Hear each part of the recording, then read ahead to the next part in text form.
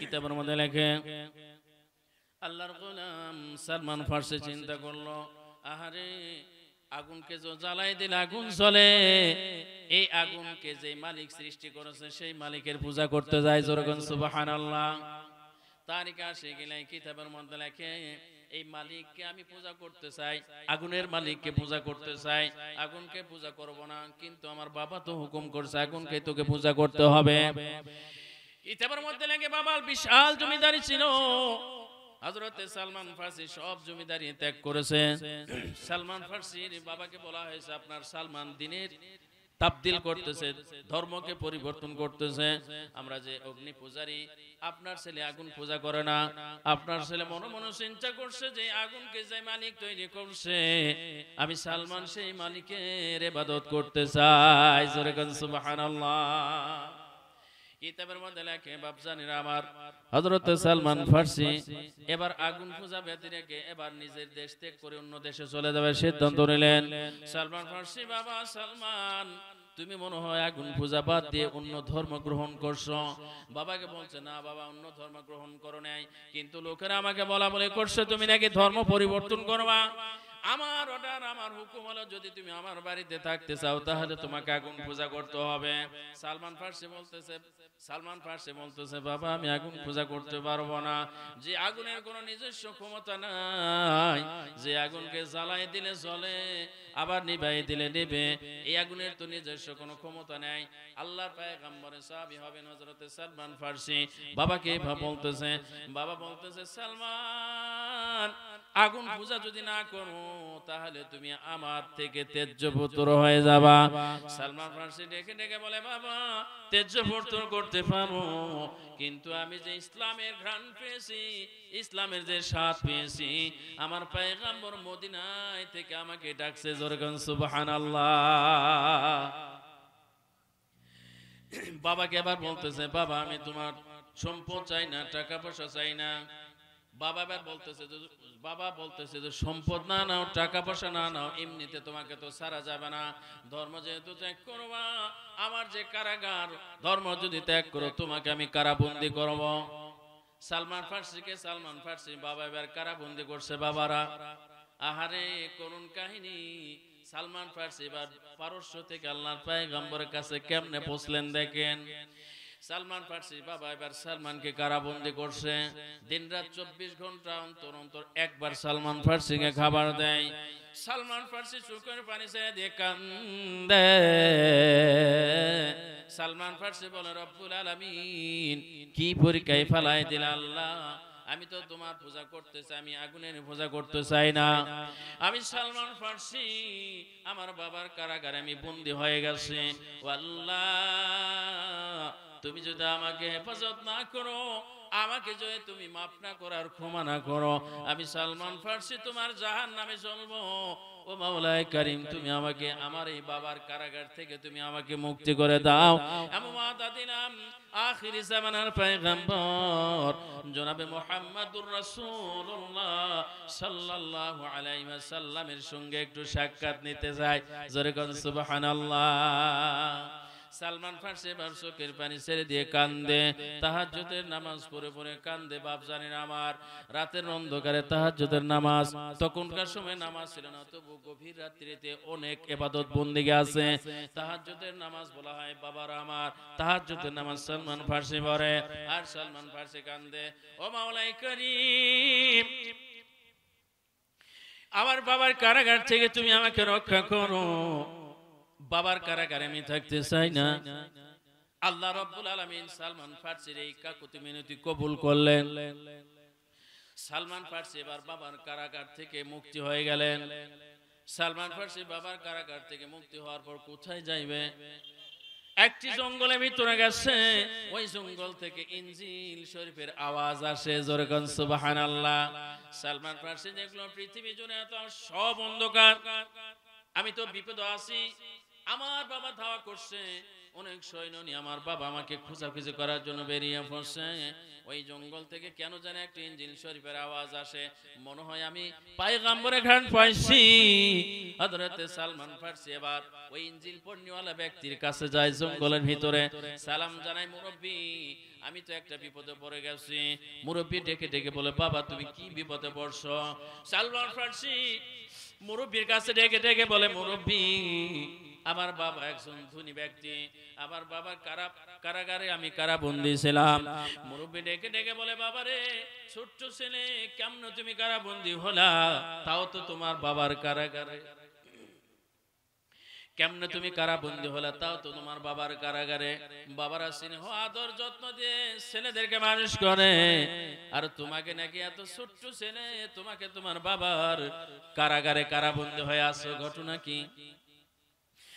হযরত সালমান ফারসি চোখের পানি ছেড়ে দিয়ে কান্দে আর বলে, হুজুর আমি যে বিপদে পড়ছি, এই বিপদের কথা আমি আপনাকে বলবো কি বলবো না তাও সুন্দর লাগছে। সালমান ফারসিকে ডেকে ডেকে বলে, বাবারে নিঃসন্দেহে বলতে পারো এই বিপদ মুহূর্তে আমি ছাড়া তোমাকে উদ্ধার করার মতন কেউ নেই। সালমান ফারসি বলছে, হুজুর আমার বাবা একজন অগ্নি পূজারী, আমার বাবা একজন আগুন পূজা করে, আগুনকে পূজা করে।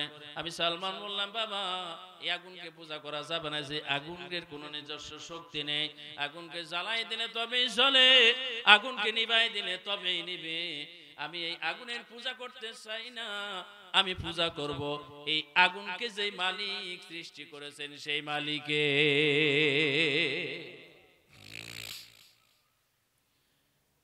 মুরব্বী ডেকে ডেকে বলে, বাবা ঠিকই জায়গায় এসেছো, তাম পৃথিবী জুড়ে কোথাও কোনো ভালো মানুষ নাই, ভালো মানুষের খুব অভাব বাবা।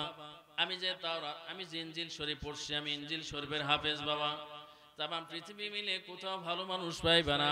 আল্লাহ পাক তোমাকে আমার এই জায়গাতে নিয়ে এসেছে, শোনো আমার এখানে থাকো, আমার সান্নিধ্য অর্জন করো, আমার এখানে তুমি কিতাবাদি শুরু করো, তাসবিহ তেলাওয়াত শুরু করো। কিতাব পড়তে পড়তে হযরত সালমান ফারসিকে একদিন মুরব্বি ডেকে বলে, সালমান দুনিয়ার চিরস্থায়ী জিন্দেগি না, এই দুনিয়া ছেড়ে সবাইকে চলে যেতে হবে, আমারও যাওয়ার সময় হয়ে গেছে, তবে তোমাকে কোথায় রাখবো, কার কাছে রাখবো, আমি তো কোনো লোক খুঁজে পাইতেছি না। বাবা সালমান আমি মারা যাওয়ার পর রামহুরমুজ শহরে যাইবা, সেইখানে তুমি আমার মতো একজন পাদ্রীকে পাবা। রামহুরমুজ শহরে আমার মতো একজন পাদ্রী আছে, তার কাছে যাবা, আমার সালাম জানাবা। সালমান ফারসি বলতেছে, হুজুর রামহুরমুজ এখান থেকে কত দূর? এখান থেকে বহু দূর মাইল বাবা, তোমাকে ম্যাপ দাগাই দিচ্ছি, তুমি ওইখানে চলে যাবা। যাওয়ার পর রামহুরমুজে যে শহরে আমার মতো একজন পাদ্রী আছে, ও জঙ্গলের ভিতরে আছে, খ্রিস্টান ধর্মের অনুসারী, ঈসা নবীর অনুসারী, তার কাছে তুমি যাবা, আমার সালাম জানাবা, তোমার হালতগুলি খুলে বলবো। বাবা যে আমার খুব খেয়াল করেন, কিতাবের মধ্যে লেখে সালমান ফারসির মুরব্বী কিছুদিন পর মারা গেলেন। এইবার সালমান ফারসি একাকী রওনা হয়ে গেছে রামহুরমুজ শহরে যাওয়ার জন্য। এই যে পাদ্রীর দেখানো রাস্তা দিয়ে রামহুরমুজ শহরের দিকে যাইতেছে, বিপদ হলে কেমন বিপদ হয়, বিপদে তো ইসলামের জয় এসেছে। আমরা মনে করছি পান্তা ভাতের মতো ইসলামকে পেয়েছি, পৈতৃক সূত্রে আমরা ইসলামকে পেয়েছি না বাবা, না, ইসলামকে আমরা পৈতৃক সূত্রে হিসেবে পাই নাই, ইসলামকে আমরা পেয়েছি রক্তের বিনিময়ে। কথা বলেন ঠিক কিনা? সালমান ফারসি এবার রাস্তা বয়ে যায়, ছোট্ট যুবক রাস্তা বেয়ে যায়, কিছু বণিকেরা এসে যুবককে এবার অ্যারেস্ট করে ফেলে। যুবককে অ্যারেস্ট করার পর বলতেছে, এত ছোট যুবক, সুন্দর ও ফুটফুটে একজন যুবক, এই যুবকটা আমরা হাটে তুলে বিক্রয় করব বলে। নাউজুবিল্লাহ। আরে আল্লাহর পয়গম্বর একজন সাহাবী হাটে গিয়ে বিক্রয় হয়ে গেছে। কথা বলেন ঠিক কিনা? হযরত সালমান ফারসিকে এবার বণিকেরা আবার ধরলো, সালমান ফারসিকে আবার বন্দি করলো। সালমান ফারসি বলে, বাবারে আমার মা নেই, বাবা নেই, পারস্য দেশ থেকে আসছি। লোকগুলি বলে, কোথায় যাবা, কি করবা, তোমার উদ্দেশ্যের কথা বলো। সালমান ফার্সিকে ওই পূর্বের পাদ্রী জানাই দিয়েছে, বাবা তোমাকে যদি কেউ বলে কি উদ্দেশ্যে তুমি মক্কাতে রওনা দিয়েছো, খবরদার কাউকে উদ্দেশ্যের কথা বলো না, কারণ সমস্ত ইহুদিরা মুসলমানের দুশমন। কথা বলেন ঠিক না? যদি জানতে পারে তুই মুসলমান হওয়ার জন্য, আল্লাহর পয়গম্বরকে পাওয়ার জন্য মক্কাতে যাইতেছো, তাহলে ইহুদিরা তোমাকে ধরে সেখানে হত্যা করে ফেলবে। খবরদার খবরদার তুমি জানো তোমার এই রহস্যের কথা বলবা না। লোকগুলি এবার সালমানকে জিজ্ঞেস করছে, বাবারে কোথা থেকে আসছো? বলছে পারস্য দেশ থেকে আসছে। যাবা কোথায়? বলে কোনো ঠিকানাহীন, ঠিকানা নাই। লোকগুলি বলছে ঠিকানাহীন কোন মানুষ চলতে পারে? লোকগুলি বলতেছে বেটা খুব ভালো করে বল কোন ঠিকানায় কোন জায়গাতে যাবে। আল্লাহর পয়গম্বরের সাহাবী সালমান ফার্সি ডেকে ডেকে বলে, বাবারা মেরো না, আমার কোনো ঠিকানা নাই, আমার কোনো থাকা খাওয়ার ঘর বাড়ি কিছুই নাই, আমি একজন ঠিকানাহীন মানুষ, যেখানে মন চাই সেখানে যাইতে পারে। লোকগুলি ডেকে ডেকে বলতেছে, শোনো তুমি যদি তোমার উদ্দেশ্যের কথা না বলো, আমরা তোমাকে বাজারে তুলে বিক্রয় করে ফেলবো। সালমান ফার্সি বলতেছে ঠিক আছে বাজারে তুলে বিক্রয় করে ফেলো, আমার কোনো ঠিকানা নাই, আমার কোনো ঘর বাড়ি নাই, তোমরা বাজারে গিয়ে বিক্রয় করো। মুসলমান ইমানদার আল্লাহওয়ালা মানুষের আল্লাহর গোলাম, আমরা কেমন ইসলাম পেলাম, তারা কেমন ইসলাম পেয়েছে? একজন মুসলমান আল্লাহর পয়গম্বরের সাহাবী, তাজা তাজা যুবক, রক্ত টকবক করছে, একজন যুবক হইয়া ইসলামকে তারা কিভাবে পেয়েছে? ওই যুবক সালমান ফার্সি ইসলামকে গ্রহণ করার জন্য বাজারে গিয়ে বিক্রয় হতে হয়েছে। কথা বলেন ঠিক কিনা? মুসলমান আমরা তো ইসলাম মানি না, কোরআন মানি না, হাদিস মানি না। ইসলাম যারা মানে, কোরআন যারা মানে, হাদিস যারা মানে, এদের বিপদের শেষ নাই। কথা বলেন ঠিক কিনা? ऐशे इशरत के लिए जिंदगी नहीं, याद रखो बंदा है तू मेहमान नहीं। ए मुसलमान ईमानदारরা, পৃথিবীর জমিনে তো আমরা আসছি, আল্লাহ পাক রব্বুল আলামিন আমাদেরকে গোলাম করে পাঠিয়েছেন। আয়েশে ইশরাত কে লিয়ে জিন্দেগি নেই, আরাম আয়েশের জন্য, এই ভোগ বিলাসীর জন্য আমার আপনার জীবন নয়। একমাত্র কেবলমাত্র আল্লাহর দাসত্ব করা ছাড়া পৃথিবীর কোন বিলাসিতা চলবে না, পৃথিবীর কারো গোলামি করা চলবে না। আমার আল্লাহ বলেন, বান্দা আমার গোলামি করবা, আমার গোলামি শেষ আমি আল্লাহ রাব্বুল আলামিন সঙ্গে সঙ্গে তোমাকে জান্নাতুল ফেরদাউস দান করব। জোরে জোরে বলেন সুবহানাল্লাহ। এই যে গোলামির ধারাবাহিকতা, এই যে সালমান ফার্সি মহব্বতের কারণে, মহব্বত থেকে আলোচনা করছিলাম। মহব্বত কাকে বলে? আল্লাহর পয়গম্বরের সঙ্গে দেখা করবে, সুদূর পারস্য থেকে শত শত মাইল অতিক্রম করবে। পয়গম্বরের জন্ম এখন হয় নাই, পয়গম্বরের জন্ম এখনো হয় নাই, কিন্তু আল্লাহর পয়গম্বরের প্রেম ভালোবাসা অন্তরে টকবক টকবক করছে। পয়গম্বরের কাছে গিয়ে আমার এই অন্তরে বিরহ বেদনার কথাগুলি বলবো, পয়গম্বর হাতে হাত মিলে কালেমা পড়ে মুসলমান হব। প্রেম প্রীতি ভালোবাসা পয়গম্বর পৃথিবীতে আসার আগে থেকেই। কথা বলেন ঠিক কিনা? আর আমাদের প্রেম প্রীতি ভালোবাসা, পয়গম্বরের প্রতি একবার দরুদ নাই, সালাম নাই, কালাম নাই, নামাজ নাই, রোজা নাই, হজ নাই, যাকাত নাই, নামে মাত্র মুসলমান হয়ে আছি, এগুলি ঠিক না ভাই। ইসলামের পক্ষে, মুসলমানের পক্ষে আওয়াজ দিতে হবে। কিতাবের মধ্যে লেখে হযরত সালমান ফার্সি এবার এই যুবকগুলির কাছে আটকা পড়ে গেছে। যুবকগুলি সালমান ফার্সিকে ডেকে ডেকে বলতেছে, সালমান বলো তোমার পরিচয়টা বলো, আর তোমার উদ্দেশ্য কি বা উদ্দেশ্যের কথাগুলি বলো। সালমান ফার্সি বলছে, না আমার পরিচয় তো কি, আমার নাম সালমান, মাজুসিল মাযহাব, আমি হলাম আগুন পূজারী, আগুন পূজা করতাম। বাবা ছিল অগ্নি পূজারী, আগুন পূজা করতো, আমিও আগুন পূজা করতাম, কিন্তু কালের পরিবর্তনে আমি পথ ভোলা হইয়া বাড়িঘর হারা হয়ে গেছি। সালমান ফার্সিকে এবার তারা বাজারে তুলে বিক্রয় করে দিল। সালমান ফার্সি এবার বাজারে উঠে বিক্রয় হয়ে গেল। আল্লাহর কি কারিশমা সালমান ফার্সি যখন বাজারে তুলছে।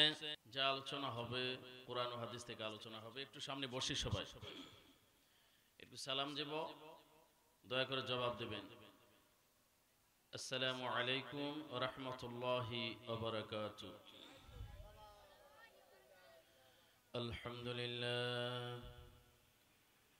الحمد لله نحمده ونستعينه ونستغفره ونؤمن به ونتوكل عليه ونعوذ بالله من شرور أنفسنا ومن سيئات أعمالنا من يهده الله فلا مضل له ومن يضلله فلا هادي له ونشهد أن لا إله إلا الله وحده لا شريك له ونشهد أن سيدنا وسندنا وحبيبنا ومولانا محمدا عبده ورسوله الذي أرسله بالحق بشيرا ونذيرا وداعيا إلى الله بإذنه وسراجا وقمرا منيرا أما بعد فقد قال الله تبارك وتعالى في كلامه المجيد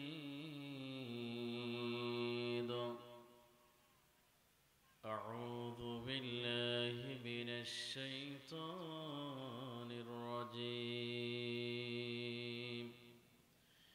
بسم الله الرحمن الرحيم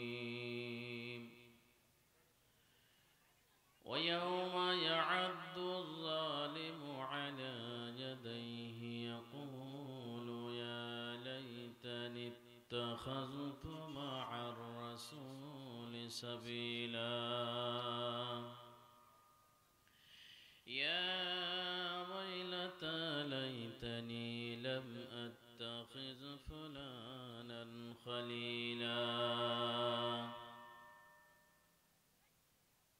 عن أبي هريرة رضي الله تعالى عنه قال قال رسول الله صلى الله عليه وسلم سبعة يظلهم الله في ظله يوم لا ظل إلا ظله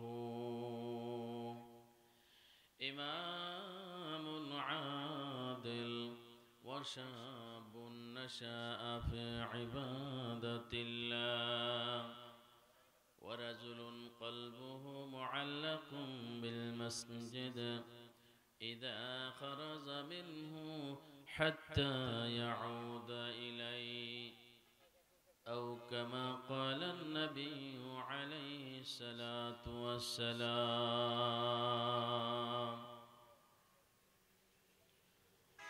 কে দিল তার মুখে হাসি, কে দিল তার মুখে হাসি, এমন সুন্দর কথা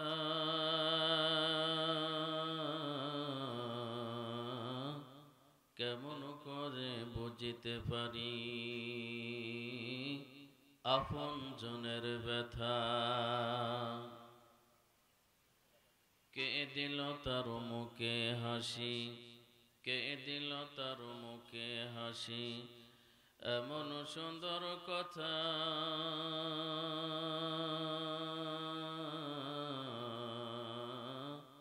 কেমন করে বুঝিতে পারি, আপন জনের ব্যথা। লতা গাছে কে দিল রে, লতা গাছে কে দিল রে এত বড় কদু,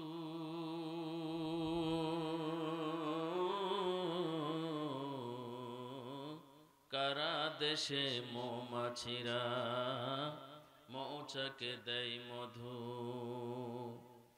ঝিনুক মাঝে কে দিল রে, ঝিনুক মাঝে কে দিল রে, মুক্তা মনিহার,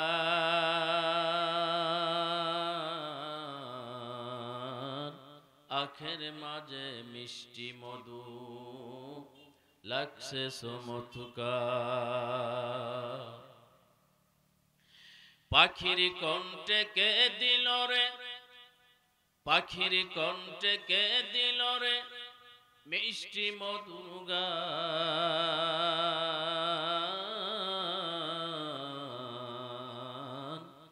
হিসাব করে দেখি এসব আমার আল্লাহ তাআলার দান। কালেমা পড়েন লা ইলাহা। সবাই জবান খুলে মহব্বতের আওয়াজে অন্তরের অন্তরস্থল থেকে সবাই বলি লা ইলাহা, লা ইলাহা, লা ইলাহা। পাখি যদি হতাম আমি, উড়ে যেতাম মদিনা, কোথায় আছেন প্রাণের নবী, দেখতাম একবার প্রাণ খোলা। লা ইলাহা,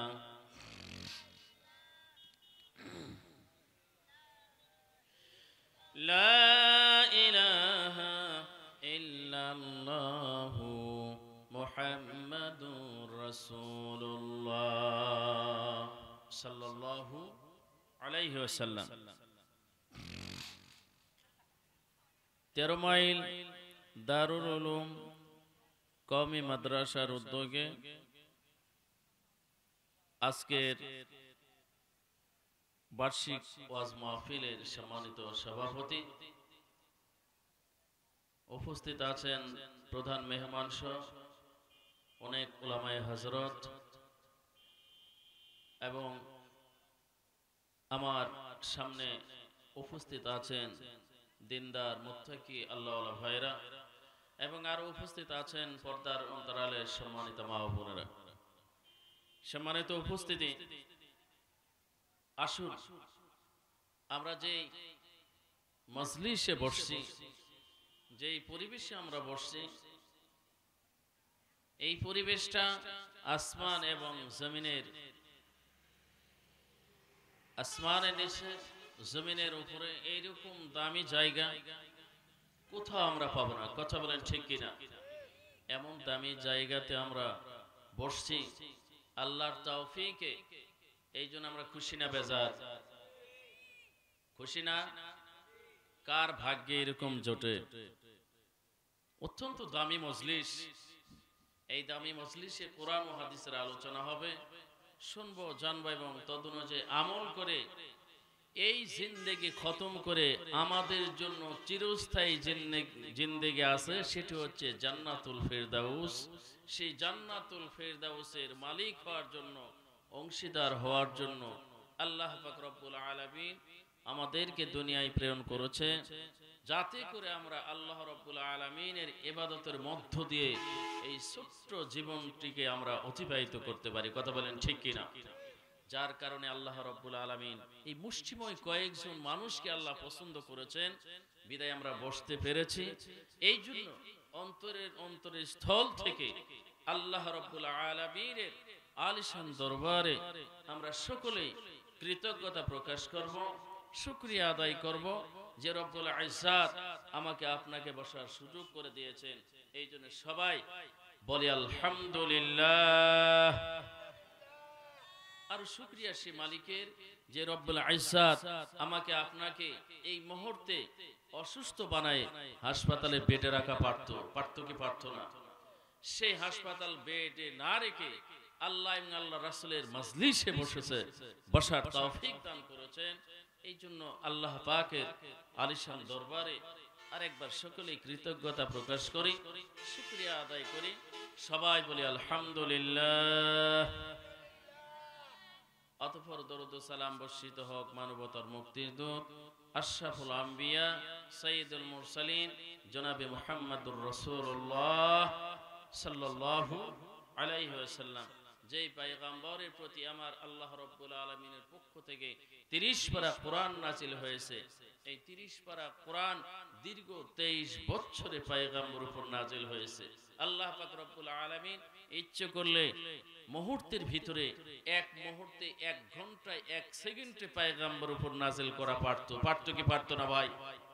কিন্তু আল্লাহ পাক রব্বুল আলামিন 30 পারা কোরআন দীর্ঘ 23 বছরে আমার নবী, আপনার নবী, বিশ্ব নবী জনাবে মুহাম্মদুর রাসূলুল্লাহ সাল্লাল্লাহু আলাইহি ওয়াসাল্লামের উপর নাযিল করেছেন। নাযিল কাল সময় হলো 23 বছর। কয় বছর? 23 বছর। তো 23 বছর আল্লাহ রাব্বুল আলামিন নাযিল করলেন কেন?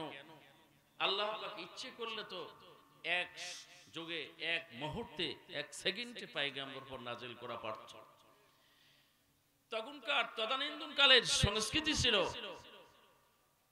যেই সংস্কৃতি আর যেই অভ্যাসে মানুষ অভ্যস্ত ছিল, যে মানুষ যেই দাসত্ব আর যার গোলামি করছিল, সেই খারাপ সংস্কৃতি থেকে মানুষেরা আল্লাহর হুকুম একবারে যদি নাযিল করা হতো, ওই খারাপ জায়গাগুলি থেকে মানুষেরা বের হয়ে আসা পারত না। তো এই জন্য আল্লাহ পাক ক্রমান্বয়ে স্থান, কাল, পাত্র ভেদে কখন কোন আয়াত মানুষের প্রয়োজন, সামাজিক ভাবে কোন আয়াতের প্রয়োজন, পারিবারিক ভাবে কোন আয়াতের প্রয়োজন, ব্যক্তিগত জীবন থেকে নিয়ে রাষ্ট্রীয় জীবন পর্যন্ত কোন আয়াতের কোন বিধানের প্রয়োজন, এই আয়াত বিধান দিনক্ষণকে সামনে রেখে আল্লাহ পাক রব্বুল আলামিন দীর্ঘ কোরআন নাযিল কাল 23 বছর। হিকমত আছে। সাহাবীরা আগে মদ্যপানে অভ্যস্ত ছিল। আল্লাহ রাব্বুল আলামিন মদটাকে হারাম করেছে 4 বারের মতো।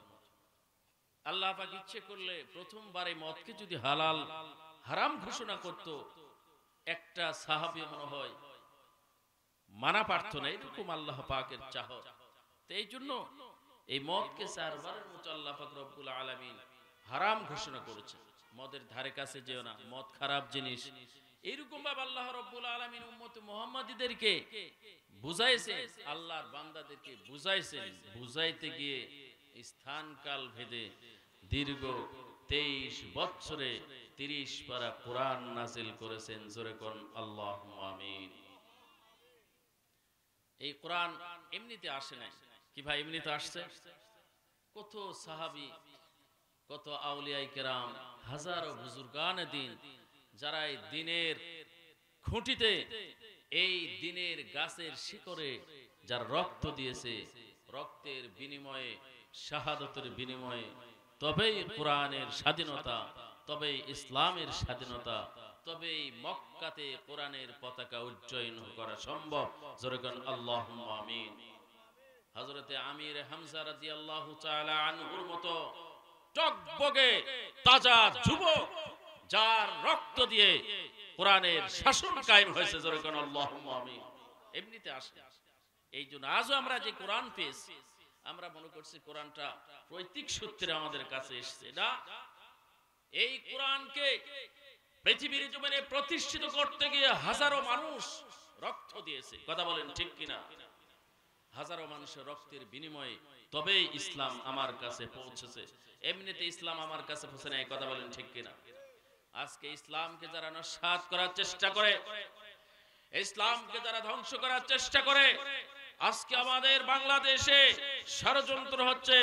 হিন্দুত্ববাদী ইসকন ইসলামকে নস্যাৎ করার জন্য যে ষড়যন্ত্র শুরু করছে, বাংলার 17-18 কোটি মুসলমান এই ষড়যন্ত্রকে বরদাস্ত করবে না। কথা বলেন ঠিক কিনা? সম্মানিত সুধী, আসুন আমরা এই কোরআনের পিছনে রক্ত দিয়েছি, আমরাই এই ইসলামকে প্রতিষ্ঠিত করতে গিয়ে রক্ত দিয়েছি। এই রক্ত বৃথা যেতে দিব না। বিধায় আল কোরআনের পিছনে যারা ষড়যন্ত্র করে, দ্বীনের পিছনে যারা ষড়যন্ত্র করে, কোরআনের পিছনে যারা ষড়যন্ত্র করে, আলেম ওলামা ইসলাম বিদ্বেষী যেগুলি অপশক্তি আছে, শুধু তাই নয়, স্বাধীনতা বিরোধী দেশ বিরোধী যেগুলি অপশক্তি আছে, যেই চক্রান্তগুলি আছে, বাংলার মুসলমান জাগো, ঘুমিয়ে থেকো না। সেই ষড়যন্ত্রকে দাঁত ভাঙা জবাব দেওয়ার জন্য আমরা কে কে প্রস্তুত? হাত তুলে আল্লাহকে দেখায়। নারায়ে তাকবীর, নারায়ে তাকবীর। আল কোরআনের আলো সংসদে জালো, আল কোরআনের আলো সংসদে জালো। নারায়ে তাকবীর। কি কোরআনের রাজ কায়েম হোক, এটা আমরা চাই না? মদিনার 10 বছরে কোরআনের শাসনের বিনিময়ে মদিনার একটি মানুষ অভাবী ছিল না, একটি মানুষ অনাথ ছিল না, একটি মানুষ ফকির ছিল না যাকে দুমুঠো ভিক্ষা দিব। কেন? এগুলো সম্ভব হয়েছে শুধুমাত্র কেবলমাত্র আমার আপনার বিশ্বনবীর উপর নাজিলকৃত আল কোরআনের মাধ্যমে। জোরে কোন সুবহানাল্লাহ। এই কোরআনের হুকুম আমরা চাই কি চাই না? এই কোরআনের হুকুম বাস্তবায়নের মন মানসিকতা, চিন্তা চেতনা যদি আমার আপনার ভিতরে না থাকে, আমি আপনি মুসলমান নয়, আমি আপনি কাফের, ফাসিক, মুনাফিক। এই জন্য কোরআনের চেতনা, কোরআন রাষ্ট্রীয়ভাবে কায়েম হোক, এটা আমাদের মনে চিন্তা চেতনা থাকতে হবে। এই জন্য কোরআন ছাড়া অন্য কিছু মানব না। কি বলেন? আমরা এই কোরআনকে নিয়ে বাঁচতে চাই, কোরআনকে নিয়ে মরতে চাই। কথা বলেন ঠিক কিনা?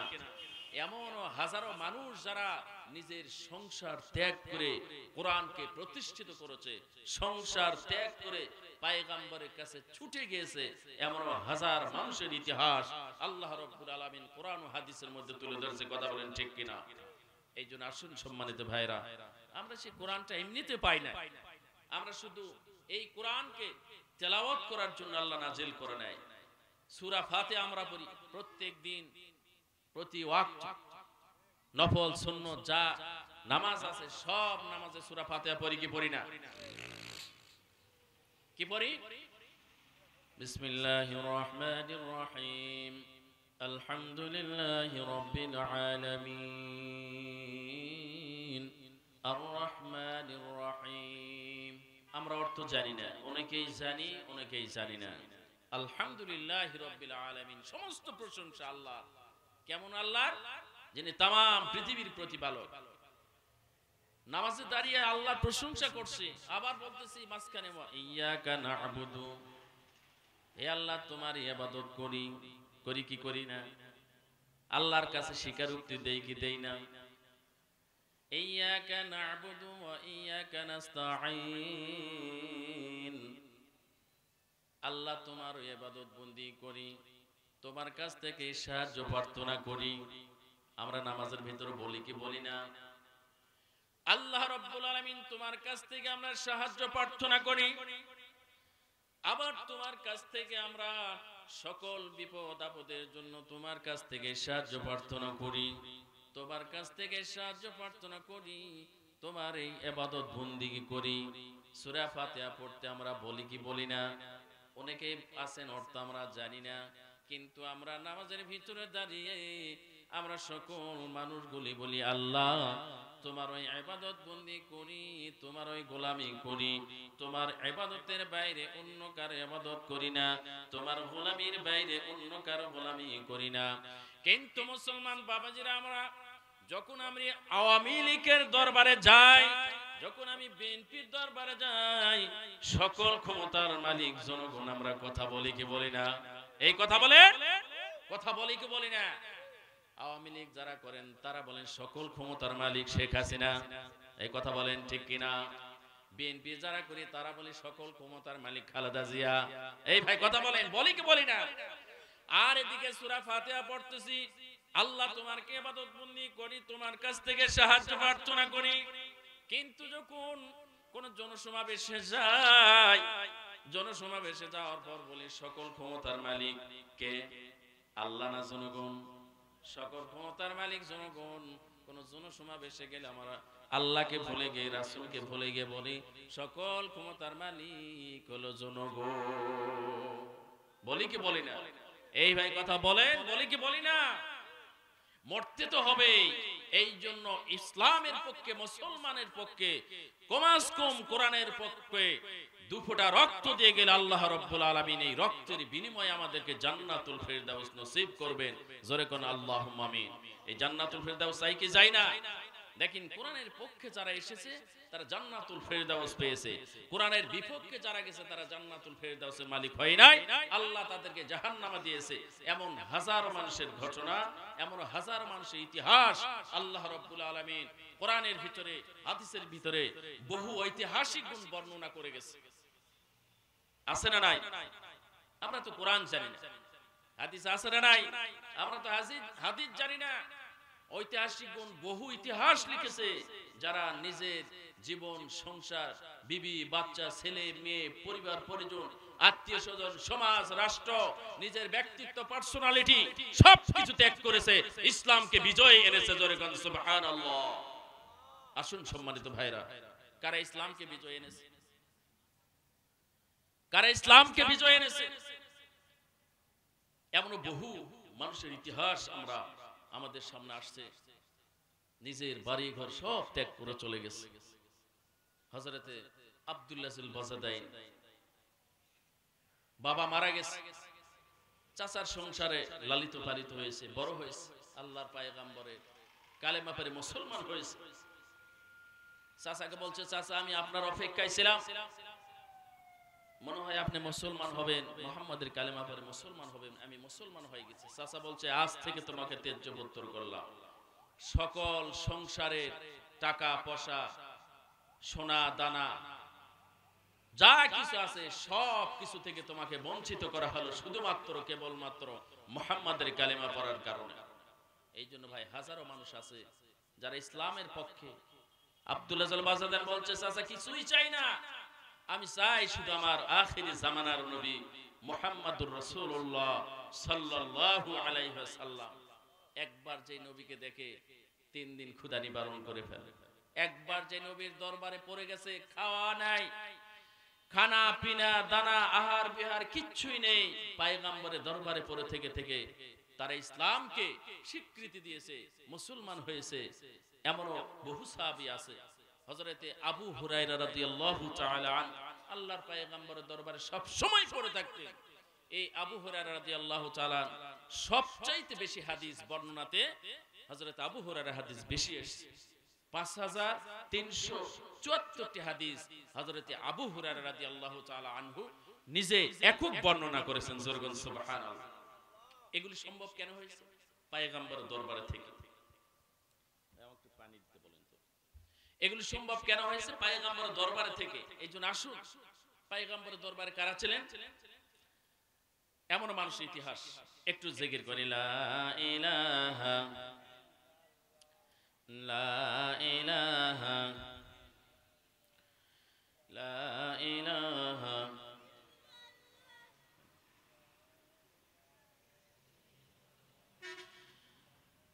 এই যে চাঁদ, এই যে সূরজ, বসে তারার মেলা। এই যে চাঁদ, এই যে সূরজ, বসে তারার মেলা। তোমার হুকুম না মানিছে, করে না কেউ হেলা রে। লা ইলাহা, জবান খুলে ভাই, লা ইলাহা লা ইলাহা ইল্লাল্লাহু মুহাম্মাদুর রাসূলুল্লাহ। মুসলমান আল্লাহর পয়গম্বরের দরবারে একজন সাহাবী আল্লাহর পয়গম্বরের দরবারে, তার নাম হচ্ছে আব্দুল্লাহ বিন সালাম। আল্লাহর পয়গম্বরের দরবারে আসলেন। আব্দুল্লাহ বিন সালাম তাওরাত কিতাবের হাফেজ। বাবা আব্দুল্লাহ বিন সালাম তাওরাত কিতাবের হাফেজ। আল্লাহ রাব্বুল আলামিনের পয়গম্বরের দরবারে আব্দুল্লাহ বিন সালাম আসলেন। আল্লাহর পয়গম্বরের দরবার আব্দুল্লাহ বিন সালাম আসার পর পয়গম্বরকে বলছে, ইয়া রাসূলুল্লাহ, ইয়া হাবিবাল্লাহ। আব্দুল্লাহ বিন সালাম পয়গম্বরের দরবারে এসে বলছেন, ইয়া রাসূলুল্লাহ, ইয়া হাবিবাল্লাহ, ইয়া রাসূলুল্লাহ, আমি মুসলমান হইতে চাই। আব্দুল্লাহ বিন সালামকে আল্লাহর পয়গম্বর বলছেন, আব্দুল্লাহ বিন সালাম তুমি মুসলমান হবা? আব্দুল্লাহ বিন সালাম বলছেন যে ইয়া রাসূলুল্লাহ, ইয়া হাবিবাল্লাহ, আমি মুসলমান হব। আমি তাওরাত কিতাবের হাফিজ আব্দুল্লাহ বিন সালাম। পুরা তাওরাত কিতাব পড়ে পড়ে আমি যে তিনটি জিনিস পেয়েছি, এই তিনটি জিনিস আখিরি জামানার পয়গম্বর মুহাম্মাদুর রাসূলুল্লাহ ছাড়া কেউ উত্তর দিতে পারবে না। আমি তাওরাত কিতাবের হাফেজ, এই তাওরাত কিতাব পড়ে পড়ে যে তিনটি জিনিস সংগ্রহ করেছি, এই তিনটি জিনিস আমি আপনাকে প্রশ্ন করব গো পয়গম্বর। এই তিন প্রশ্নের জবাব পয়গম্বর ছাড়া কেউ দিতে পারবে না। ওগো পয়গম্বর, আপনাকে বিরক্ত বোধ করার জন্য প্রশ্ন করছি না, আপনি বেয়াদবি নেবেন না। তামাম পৃথিবী জুড়ে এখন মিথ্যাচার শুরু হয়ে গেছে। কেউ ভণ্ড নবী দাবি করছে, কেউ মিথ্যুক নবীর দাবিদার। তামাম মক্কাবাসীরা বিভ্রান্ত মধ্যে পড়ে গেছে। কেউ মিথ্যা নবীর দাবিদার, মিথ্যা নবীর নবুয়তের দাবি নিয়ে গো পয়গম্বর আপনার দরবারে অনেক নবীগুণ আসছে নবীর দাবিদার নিয়ে। আমি আব্দুল্লাহ বিন সালাম আপনার একজন নগণ্য উম্মত। ইয়া রাসূলুল্লাহ, ইয়া হাবিবাল্লাহ, আমি আব্দুল্লাহ বিন সালাম আপনাকে তিনটি প্রশ্ন করব। এই তিন প্রশ্নের জবাব দিতে দেরি, আমি আব্দুল্লাহ বিন সালাম আপনার কালেমা পড়তে দেরি করব না। জোরে বলেন সুবহানাল্লাহ। আল্লাহর পয়গম্বর ডেকে ডেকে বলেন, আব্দুল্লাহ বিন সালাম কি প্রশ্ন করবা? মক্কার মানুষগুলি আমারে প্রশ্ন পর প্রশ্ন, মক্কার মানুষগুলি আমাকে বিব্রত বোধ করে তুলেছে। কেউ এসে প্রশ্ন করে, ও মুহাম্মদ, আমার হাতের মুষ্টির ভিতরে কি আছে? যদি তুমি বলে দিতে পারো, সঙ্গে সঙ্গে তোমার কালেমা পড়ে মুসলমান হয়ে যাব।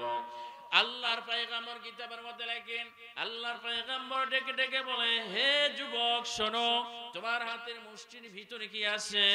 আমি বলবো না। মুষ্টির ভিতরে যে জিনিসগুলি নিয়ে এসেছো, এই জিনিসগুলিরে বলে দাও আমি কে, ওই জিনিসগুলিরে তুমি প্রশ্ন করো। আবু জেহেল বলছে, এগুলি তো জড় পদার্থ, কোনো প্রশ্নের উত্তর দিতে পারবা না। জড় পদার্থগুলি তো কোনো কথা বলতে পারে না। আল্লাহর পয়গম্বর বললেন, আবু জেহেল, জড় পদার্থ হলো কি হবে? এই পয়গম্বরকে গাছে চিনল, মাছে চিনল, মানুষ চিনল না। আল্লাহু আকবার। আল্লাহর পয়গম্বর ডেকে ডেকে বলেন, আবু জেহেল, আমি পয়গম্বরকে গাছে চিনল, আমি পয়গম্বরকে মাছে চিনল, বনের হিংস্র প্রাণীকুল পর্যন্ত পয়গম্বরকে চিনল, আমরা মানুষ হইয়া পয়গম্বরকে চিনলাম না।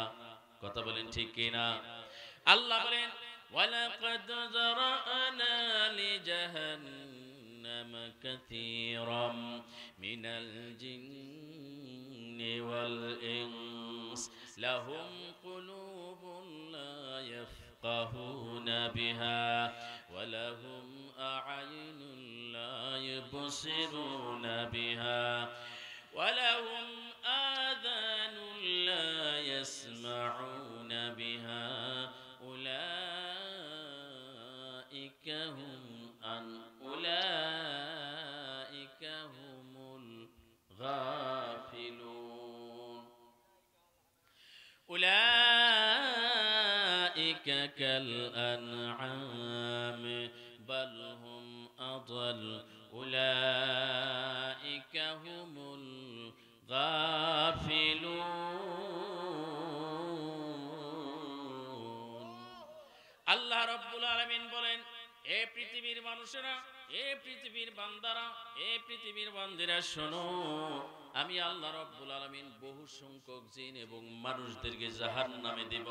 আমি আল্লাহ রাব্বুল আলামিন বহু সংখ্যক জিন এবং মানুষদের জন্য জাহান্নাম প্রস্তুত করেছি। কেন কেন আল্লাহ বলেন শোনো, লাহুম কুলুবুন লা ইয়াফকাহুনা বিহা, আমি আল্লাহ রাব্বুল আলামিন তাদেরকে অন্তর দিয়েছি লা ইয়াফকাহুনা বিহা। আল্লাহ বলেন যে অন্তর দিয়েছি, এই অন্তর দ্বারা তারা ভালো জিনিস শ্রবণ করে না, অন্তর দ্বারা তারা ভালো জিনিস অনুভব করে না, ভালো জিনিসের দিকে যায় না। ওয়ালাহুম আযানুন লা ইয়াসমাউনা বিহা, কোনো শক্তি নাই, এমন কোনো বিজ্ঞানী নাই, কোনো বিজ্ঞানী একটা কর্ণ শক্তি সৃষ্টি করতে পারে। কথা বলেন ঠিক কিনা? আল্লাহ বলেন পৃথিবীর মানুষেরা, আমি আল্লাহ রাব্বুল আলামিন সুন্দর করে तमाम পৃথিবীবাসীদেরকে আমি কর্ণ দান করলাম। এই কর্ণগুলি তারা ভালো জিনিস শ্রবণ করবে, কিন্তু ভালো জিনিস না শ্রবণ করে তারা কি জিনিস শ্রবণ করে জানেন কি জানেন না? কি শ্রবণ করে? আল্লাহ বলেন কোরআন শ্রবণ করো, আল্লাহ বলেন হাদিস শোনো, আল্লাহ বলেন ইসলামিক কথাগুলি শোনো, কিন্তু আমরা কোরআন শুনি নাই, হাদিস শুনি নাই, ইসলামিক কারবারের কথাগুলি শুনি নাই, আলিম ওলামার কথা শুনি নাই, মসজিদ মাদ্রাসার কথা শুনি নাই, শুনি নাই তো শুনি নাই, ওলামাদের বিরুদ্ধে কথা বলেছি, শুনি নাই কোরআনের কথা কোরআনের বিরুদ্ধাচরণ করেছি, শুনি নাই কথা মাদ্রাসার বিরুদ্ধাচরণ করেছি। কথা বলেন ঠিক কিনা? ঠিক কিনা? মাদ্রাসার বিরুদ্ধে আমরা লাগি না, মসজিদের বিরুদ্ধে লাগি না, কোরআনের বিরুদ্ধে লাগি না, ইসলামের বিরুদ্ধে লাগি না, আলিম ওলামার বিরুদ্ধে লাগি না। আরে ভাই, দুনিয়া কয়দিনে এই অহংকার এই দাম্ভিকতা থাকবে না?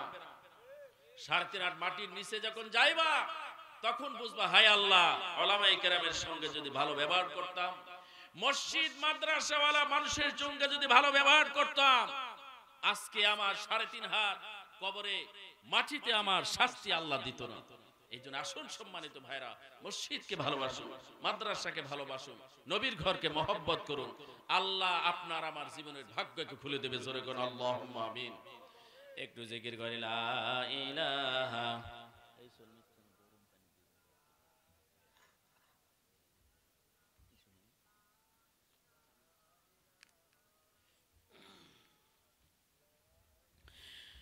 লা ইলাহা, জোরে লা ইলাহা ইল্লাল্লাহু ইল্লাল্লাহ লা ইলাহা। জোরে ভাই, জবান খুলে। সওয়াব হবে তো নাকি? না গুনাহ হবে? না হুজুর যা কই কো, গুনাহ হতে পারে, বুঝতে হবে তো। এখানে একটা কথা বলবেন, আল্লাহ রাব্বুল আলামিন একটা কথার বদৌলতে হতে পারে এটা নাজাতের জরিয়া হয়ে আল্লাহ আমাদেরকে জান্নাত দিতে পারেন। কথা বলেন ঠিক কিনা? এই জন্য কেউ চুপ করে থাকবো না। চুপ করে থাকা শয়তানের লক্ষণ। যেহেতু আসছি আমরা কোরআনের মাজলিসে, একটু জবান খুলে লা ইলাহা লা ইলাহা। আসিয়া খেলা প্রেম খেলা, ফেরাবন দিল কতই জ্বালা, তবু আসিয়া সারল না ঈমান, মুখে বলে ইল্লাল্লাহ লা ইলাহা লা ইলাহা ইল্লাল্লাহু মুহাম্মাদুর রাসূলুল্লাহ। মুসলমান বাবাজিরা আমার, আল্লাহ রাব্বুল আলামিন বলেন, বান্দা দুনিয়াতে আমি রব্বুল আলামিন তোমাকে যে চক্ষু দিয়েছিলাম, এই চক্ষু দ্বারা তুমি সুন্দর জিনিস দেখেছো, কিন্তু এই চক্ষু দ্বারা তুমি কোরআন দেখো নাই, এই চক্ষুর দ্বারা তুমি হাদিস পড়ো নাই। কথা বলেন ঠিক কিনা? এই চোখের দ্বারা তুমি যদি খারাপ কাজ করেছো, ভালো কোনো জিনিস দেখো নাই। আল্লাহ রাব্বুল আলামিন বলবেন, এইভাবে আমি রব্বুল আলামিন জাহান্নামকে প্রস্তুত করেছি। অন্তর দিয়েছি, চক্ষু দিয়েছি, কর্ণকুহর দিয়েছি, অন্তর দ্বারা ভালো জিনিস অনুভব করে নাই, চক্ষু দ্বারা ভালো জিনিস দেখে নাই, কর্ণ দ্বারা ভালো জিনিস শ্রবণ করে নাই, যার কারণে আমি রব্বুল আলামিন তাদেরকে জাহান্নামে দিব। শুধু কি তাই? আল্লাহ বলেন, উলাইকা কাল আনআম বাল হুম আযাল। ফলে আল্লাহ রব্বুল আলামিন বলেন, এইগুলি মানুষ না, এইগুলি চতুষ্প জন্তু। কি হয়ে গেছে? আল্লাহ বলেন এগুলি গরু হয়ে গেছে, এগুলি ছাগল হয়ে গেছে, এগুলি হিংস্র প্রাণী হয়ে গেছে। বালহুম আজাল, আমার আল্লাহ বলেন বরং সে তার চেয়েও নিকৃষ্ট। কি কয় আল্লাহ বলেন? সুন্দর আমি কর্ণ দিয়েছি, সুন্দর অন্তর দিয়েছি, সুন্দর চক্ষু দিয়েছি, এগুলি জিনিস দ্বারা কোরআন হাদিস দেখবে, শুনবে, জানবে, মানবে। কিন্তু তা না করে তারা তার উল্টা চলে। যাত্রা স্প্যান্ডেল কোথায়? কি ভাই, আজকে যদি এইখানে যাত্রা হতো, এই সামান্যটুকু মানুষ, কথা বলতে হবে মুসলমান, আওয়াজ দিয়ে কথা বলতে হবে, এক আওয়াজে শাহজালালের এক আওয়াজে, এক গর্জনে গৌর গোবিন্দর মসনদ তসনস হয়ে গেছে। জোরে বলেন আল্লাহুম্মা আমিন। এই জন্য মুসলমান হিসেবে আওয়াজ থাকতে হবে ভাই। আজকে যদি এখানে যাত্রা হতো, আমরা কি এই মানুষ হতাম না আর বেশি হতাম? ছেলেদের তুলনায় মেয়েরা আর ডবল হতাম। পুলিশ আনা লাগতো, এখন তো জরুরি অবস্থা, সেনাবাহিনী আনা লাগতো। অমুক জায়গায় যাত্রা হচ্ছে, একটু সামাল দিতে হবে। কথা কেমন ঠিক কিনা? এইবার ঠিক কিনা কথা বলেন? এই জন্য সম্মানিত ভাইরা, আল্লাহ বলতেছেন, আফসোস করে আল্লাহ বলতেছেন, সুন্দর কান দিয়েছি, সুন্দর অন্তর দিয়েছি, চোখ দিয়েছি। কি করে? চোখ দ্বারা খারাপ জিনিস দেখে, অন্তর দ্বারা খারাপ জিনিসের অনুভূতি করে, কানের দ্বারা অশ্লীল, বেহুদা, অযথা যেগুলি কোরআন হাদিসের বাহিরে, এই জিনিসগুলি শ্রবণ করে। ফলে আল্লাহ কি বলেন? এরা হচ্ছে চতুষ্প জন্তু। অথচ আল্লাহ আশরাফুল মাখলুকাত হিসাবে, আমাদেরকে সৃষ্টির সেরা হিসাবে আল্লাহ সৃষ্টি করার পর আল্লাহ বলতেছে এরা হচ্ছে গরু, এরা হচ্ছে ছাগল, এরা হচ্ছে মহিষ, এরা হচ্ছে দুম্বা, এরা মুরগি, হাঁস, আন্ডা, ডিম যা আছে তাই। কথা বলেন ঠিক কিনা? আল্লাহ বলতেছে, আমার কথা। তারপর বলতেছে বালহুম আদল, এগুলিও নয়, মুরগি, আন্ডা, হাঁস, ডিম কিছুই নয়, এর চেয়েও নিকৃষ্ট। শুয়োর, কুকুর এর চেয়েও নিকৃষ্ট। আমরা মুসলমান হয়ে কোরআন হাদিস বুঝার পরও আমরা আল্লাহর জান্নাতে যাইতে পারি না। সেই জান্নাতে আল্লাহ বলতেছেন তোমরা নিকৃষ্ট, শুয়োর, কুকুর যা আছে তার চেয়ে খারাপ। আল্লাহ রাব্বুল আলামিন বলেন সূরাতুল কাফের মধ্যে, আসহাবে কাফের 7 যুবকের ঘটনা আমার আল্লাহ কোরআনে উল্লেখ করেছেন। কয় যুবক বাবাজিরা? কয় যুবক? 7 যুবক আল্লাহ রাব্বুল আলামিন সূরাতুল কাফের মধ্যে বর্ণনা করেছেন। আল্লাহ রাব্বুল আলামিন বলেন এই 7 যুবক তারা নিজের দেশ ছেড়ে অন্য দেশে চলে যাচ্ছিল। সঙ্গে ছিল একটি কুকুর, কুকুরটির নাম হচ্ছে কিতমির। আসহাবে কাফের কুকুর। 7 যুবক তারা নিজের দেশ ছেড়ে অন্য দেশে চলে যায়। কুকুরটিও তাদের পিছনে লেগে গেছে। 7 যুবকের ভিতরে একটি যুবক কুকুরটিকে তাড়া দেয়, কুকুরটি সরে না, আবার তাড়া দেয়, কুকুর সরে যা, আমরা নিজের দেশ ত্যাগ করে অন্য দেশে চলে যাচ্ছি, তুই এখান থেকে সরে যা। এইবার কুকুরকে বারংবার তারা তাড়া দেয়, কিন্তু কুকুর সরে না। এক পর্যায়ে তাফসীরের ভিতরে লেখে, এক পর্যায়ে কুকুরের জবান খুলে গেল। আল্লাহ পাক রব্বুল আলামিন কুকুরের জবান খুলে দিলেন। কুকুর বললেন, ও যুবক, তোমরা যে নিজের দেশ ছেড়ে অন্য দেশে চলে যাও, কি কারণ? যুবকের আশ্চর্য হয়ে গেল। আল্লাহ পাক রব্বুল আলামিন কুকুরের জবান খুলে দিয়েছে। যুবকের আশ্চর্য হয়ে গেছে। কুকুর ডাক দিয়ে বলে, যুবক, নিজের দেশ ছেড়ে অন্য দেশে চলে যাও, কারণ কি? যুবকেরা বলে, এই দেশে আল্লাহর ইবাদত করা যাবে না, এই দেশে বসবাস করলে হলে রাষ্ট্রীয় হুকুম মানতে হবে। রাষ্ট্রীয় হুকুম হচ্ছে প্রতিমার ইবাদত করতে হবে, রাষ্ট্রীয় হুকুম হচ্ছে মূর্তির ইবাদত করতে হবে। কিন্তু আল্লাহ পাক রব্বুল আলামিন আমাদেরকে সৃষ্টি করেছেন আশরাফুল মাখলুকাত, সৃষ্টির সেরা। আমরা কোনো প্রতিমার ইবাদত করতে পারি না, আমরা কোনো মূর্তির ইবাদত করতে পারি না। একমাত্র কেবলমাত্র আমার মাওলা পাক রব্বুল আলামিনের ইবাদত ছাড়া দ্বিতীয় কোনো প্রভুর ইবাদত করব না। জোরে কোন সুবহানাল্লাহ। যুবকের এবার চলে যায়। কুকুরটি ডেকে ডেকে বলে, যুবক, তোমরা কি একাই বাঁচতে চাও? তোমরা কি একাই কি আল্লাহর জান্নাত পেতে চাও? যুবকেরা বলে, হ্যাঁ। তোমার কি আল্লাহ তো তোমার জন্য জান্নাত বরাদ্দ করে নাই? তোমার জন্য তো তোমার আল্লাহ জাহান্নামও দেয় নাই। দুনিয়ার বুকে তুমি অপরাধী হবা, দুনিয়ার বুকে তুমি অপরাধ করবা, পৃথিবীর জমিনে যতগুলি অপরাধ সংগঠিত হবে তোমার দ্বারা, এই অপরাধের কারণে আল্লাহ পাক রব্বুল আলামিন তোমাকে তো জাহান্নামে দেব না, কারণ তোমার জন্য আল্লাহ পাক রব্বুল আলামিন জান্নাত বাজেট করে নাই, তোমার জন্য তো তোমার আল্লাহ রব্বুল আলামিন জাহান্নাম বাজেট করে নাই, তাহলে তুমি কেন আমাদের সঙ্গে যাবা? বলে এই রাজ্যের ভিতরে সকল মানুষগুলি বেঈমান হয়ে গেছে, সকল মানুষগুলি কাফের বেদিন বেঈমান হয়ে গেছে। তোমার আল্লাহ রব্বুল আলামিন যেই কারণে দুনিয়ার জীবনে তোমাদেরকে প্রেরণ করেছেন, আল্লাহ বলেন ওয়ামা খালাকাতুল জিন্না ওয়াল ইনসা ইল্লা লিয়াবুদুন।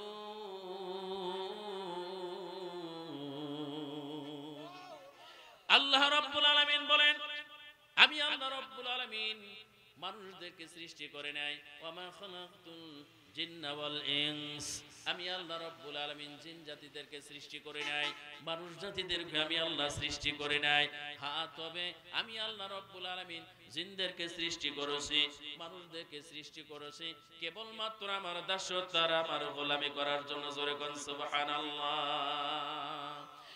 আইশা ইশরাত কে লিয়ে জিंदगी नहीं, याद रखो बंदा है तू मेहमान नहीं। আল্লাহ রাব্বুল আলামিন বলেন জিন এবং মানুষদেরকে আমি আল্লাহ রাব্বুল আলামিন আমার দাসত্ব করার জন্য সৃষ্টি করেছি। মুসলমান, জবান খুলে গেল কার?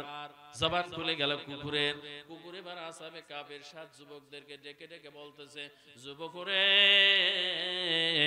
এই দুনিয়ার ভিতরে তোমাদেরকে প্রেরণ করেছে আল্লাহর দাসত্ব করার জন্য, কিন্তু এই রাষ্ট্রের ভিতর থেকে তো তোমরা আল্লাহর দাসত্ব করতে পারছো না।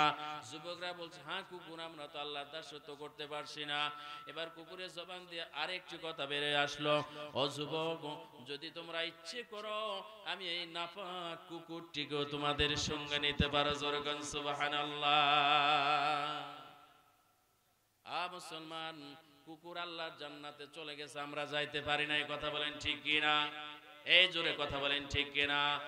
আল্লাহ রাব্বুল আলামিন সৃষ্টি জীব সমূহের ভিতর হইতে একটি নিকৃষ্ট জীব কুকুর, যেই কুকুরের জন্য আমার মাওলা জান্নাত বাজেট করে নাই, যেই কুকুরের জন্য আমার মাওলা জাহান্নাম বাজেট করে নাই, কিন্তু কুকুরের জবান খুলে গেছে। কুকুর এবার যুবককে ডেকে ডেকে বলতেছে, যুবক রে আমাকে নিয়ে চলো, আমি হলাম নাপাক, আমাকে তো মানুষ ঘৃণা করে, তবে আমি নাপাক যতই হই না কেন আমি আল্লাহ রাব্বুল আলামিনের প্রেমে পড়ে গেছি, তোমাদের প্রেমে পড়ে গেছি। তোমরা হলে আল্লাহওয়ালা, তোমরা হলে ওলি, তোমরা হলো দরবেশ, এই দেশ থেকে অন্য দেশে চলে যাচ্ছ কারণ হলো ইবাদতের জন্য। আমি কুকুর নাপাক হলেও কি হবে, আমাকে সঙ্গে নাও, আমি তোমাদের পাহারাদারি করব। জোরে কোন সুবহানাল্লাহ। কুকুর আল্লাহর জান্নাতে চলে গেছে, আমরা যাওয়ার আগে আল্লাহর জান্নাত কুকুরের জন্য বাজেট করে নাই, কিন্তু কুকুর আল্লাহর জান্নাতে চলে গেছে। কেন? এই মহব্বত, এই প্রেম, এই ভালোবাসার কারণে কুকুরটিকে আল্লাহ রাব্বুল আলামিন জান্নাতুল ফেরদাউস দান করেছে। জোরে কোন সুবহানাল্লাহ। কুকুরের জন্য কি আল্লাহ জান্নাত বরাদ্দ করছে? এই ভাই কথা বলেন, কুকুরের জন্য জান্নাতও নাই জাহান্নামও নাই। দুনিয়াতে যা করছে আখিরাতে তাদের একজনকে যদি বেশি মারে, আখিরাতে তোলার পর ওকে বলবে তুই একটা মার, মারার পর আল্লাহ তাআলা বলবে কুনু তুরাব, তোমরা মাটির সঙ্গে মিশে মাটি হয়ে যাও। সঙ্গে সঙ্গে সব মুসলমান, জিন, ইনসান, আমরা ব্যতীত যা কিছু আছে সব মাটি হয়ে যাবে। চতুষ্প জন্তু, হাইওয়ান, হিংস্র জানোয়ার, ছাগল, যা কিছু আছে সব মাটির সঙ্গে মিশে চলে যাবে।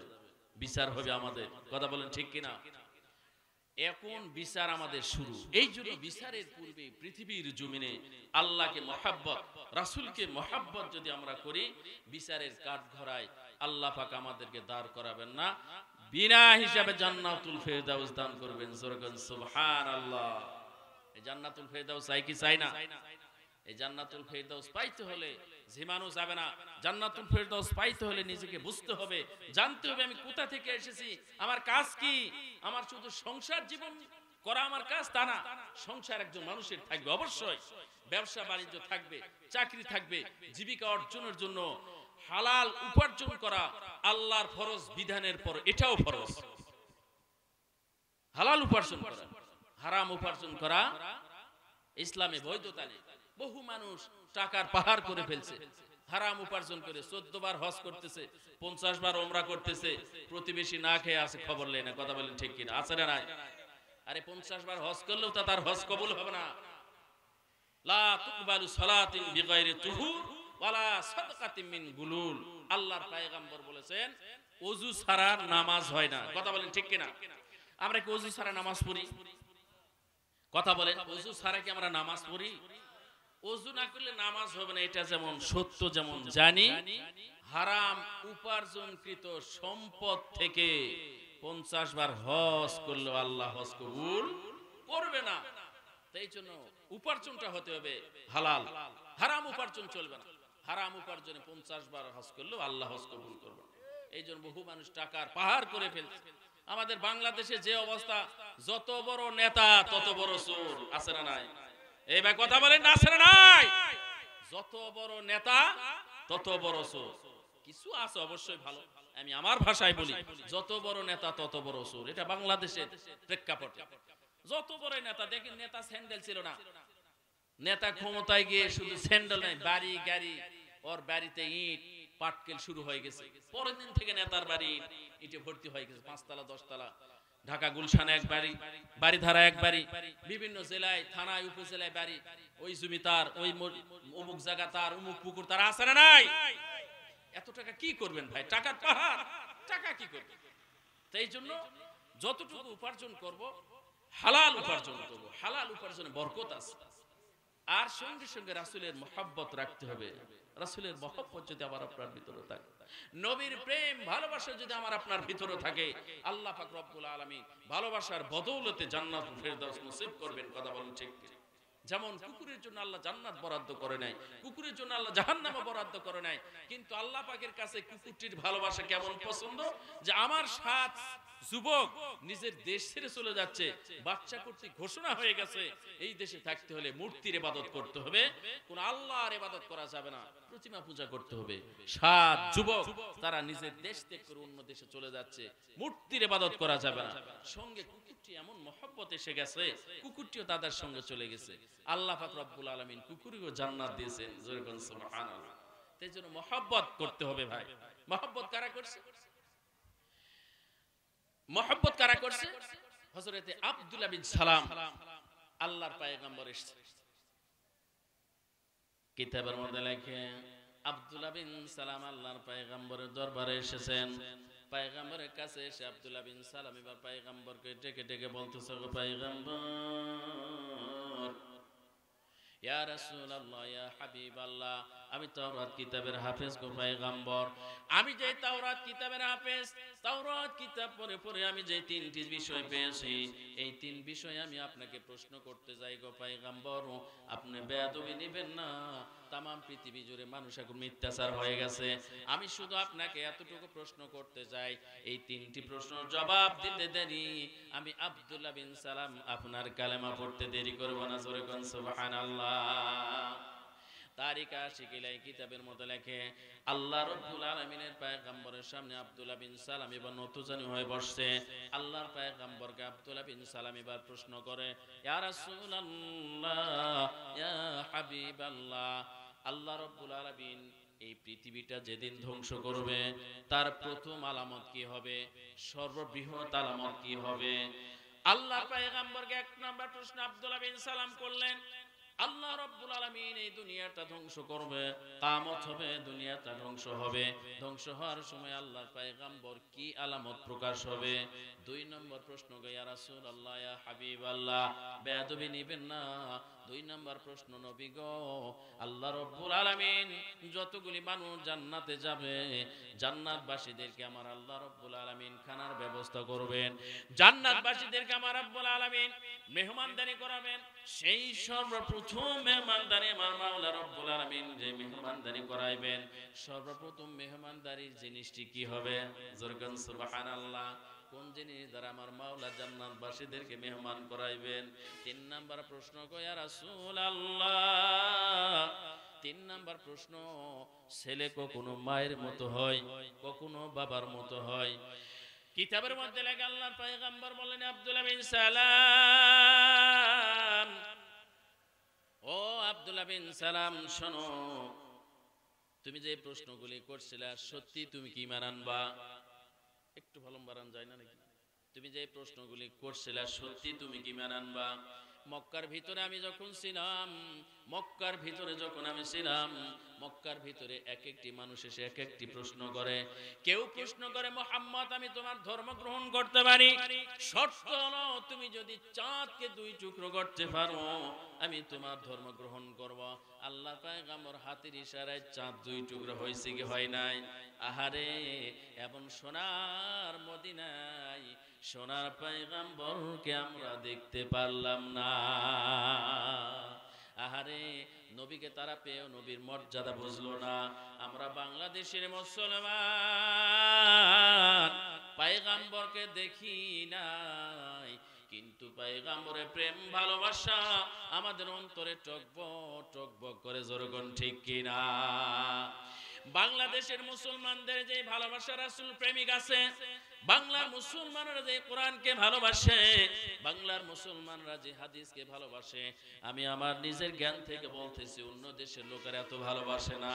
আহারে, আল্লাহর পয়গম্বরের কথা যারা শোনে, নবীর প্রেমে যারা পাগল, নবীর আশিকে যারা আশিক, নবীর প্রেমে যারা পাগল, নবীর আশিকে যারা আশিক, আল্লাহর পয়গম্বরের কথা যখন হয় দুই চোখ বেয়ে ঝরঝরকে পানি পড়ে। আমি এমনও দেখছি মাহফিলে বাবা, আহারে, আল্লাহ রাব্বুল আলামিন আমাদের পয়গম্বরকে স্বপ্নে যুগে হলেও একবার দেখার সুযোগ করে দে, আল্লাহুম্মা আমিন। আব্দুল্লাহ বিন সালামকে পয়গম্বর বলেন, আব্দুল্লাহ তুমি কি সত্যি মানবা? মক্কার মানুষেরা আমাকে অনেক প্রশ্ন করেছে, বিব্রত করেছে, আমাকে বলেছে চাঁদকে দুই টুকরো করতে হবে। আমি চাঁদকে দুই টুকরো করেছি, কিন্তু একটা মক্কাবাসী ইসলাম ধর্ম গ্রহণ করে নাই। আব্দুল্লাহ বিন সালাম শোনো।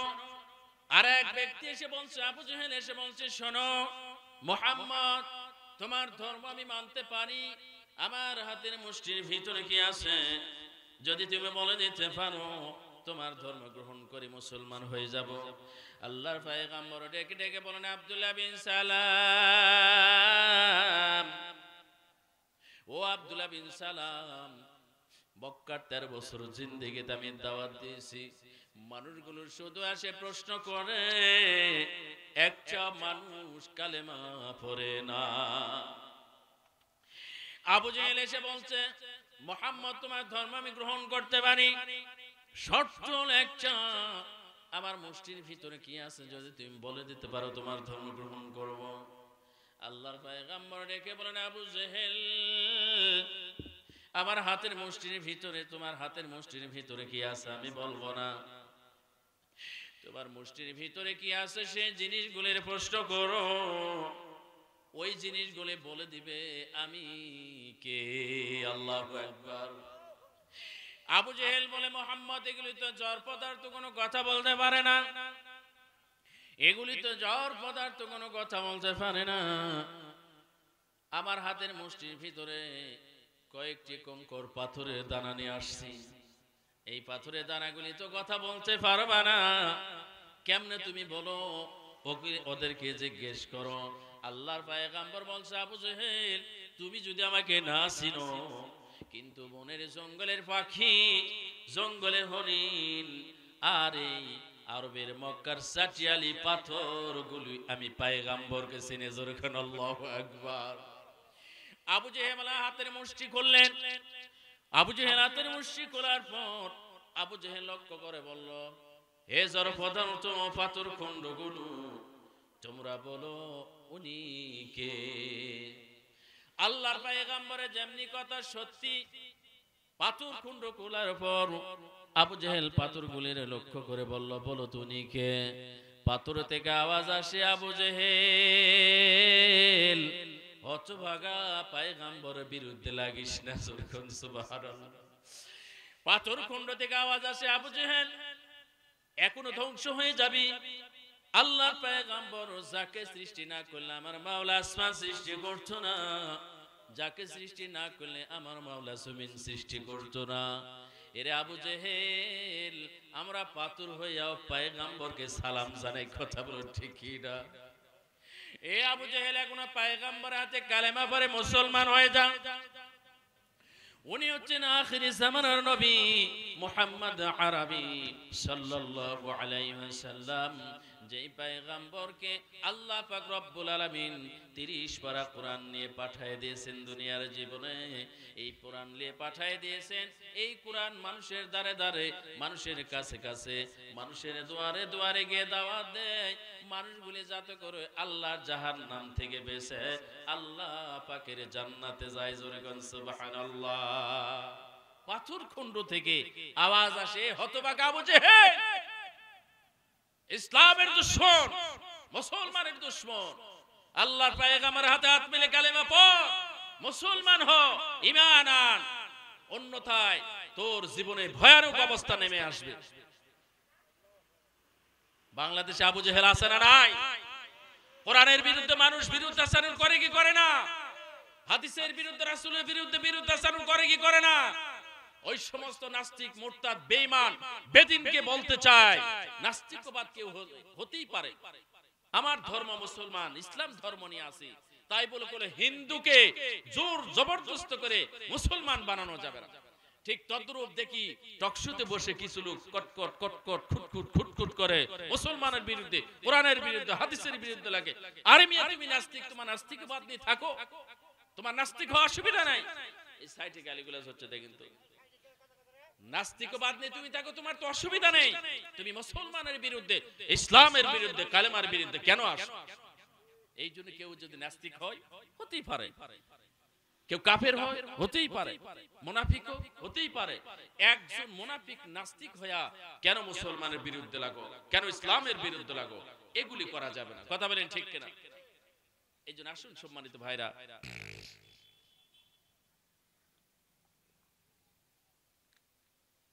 তাহলে পাথর খণ্ড থেকে আওয়াজ আসলো, আবু জেহেল যদি বাঁচিস মুহাম্মাদের কালেমা পড়ে মুসলমান হয়ে যা।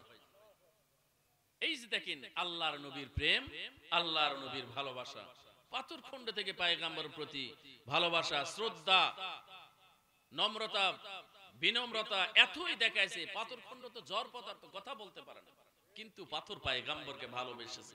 আমরা মানুষ হইয়া পয়গম্বরকে চিনলাম না। যেই মানুষের জন্য আল্লাহ জান্নাত জাহান্নাম রেখেছে, কুকুরের জন্য আল্লাহ জান্নাত বাজেট করে নাই, আসহাবে কাফের কুকুরটি কিতমির আল্লাহর জান্নাতে চলে গেছে। এই জন্য আসুন, আমরা কি জান্নাতে যাইতে চাই কি চাই না? আমরা সকলেই আল্লাহর ফিরে আসা জান্নাত আবার দখল করতে চাই। কথা বলেন ঠিক কিনা? এইভাবে আবু জেহেল মুসলমান আর হলো না। আবু জেহেল বলতেছে, মুহাম্মদ তুমি তো পাথরকেও জাদু করেছো বলে পাথর নিক্ষেপ করে চলে গেল।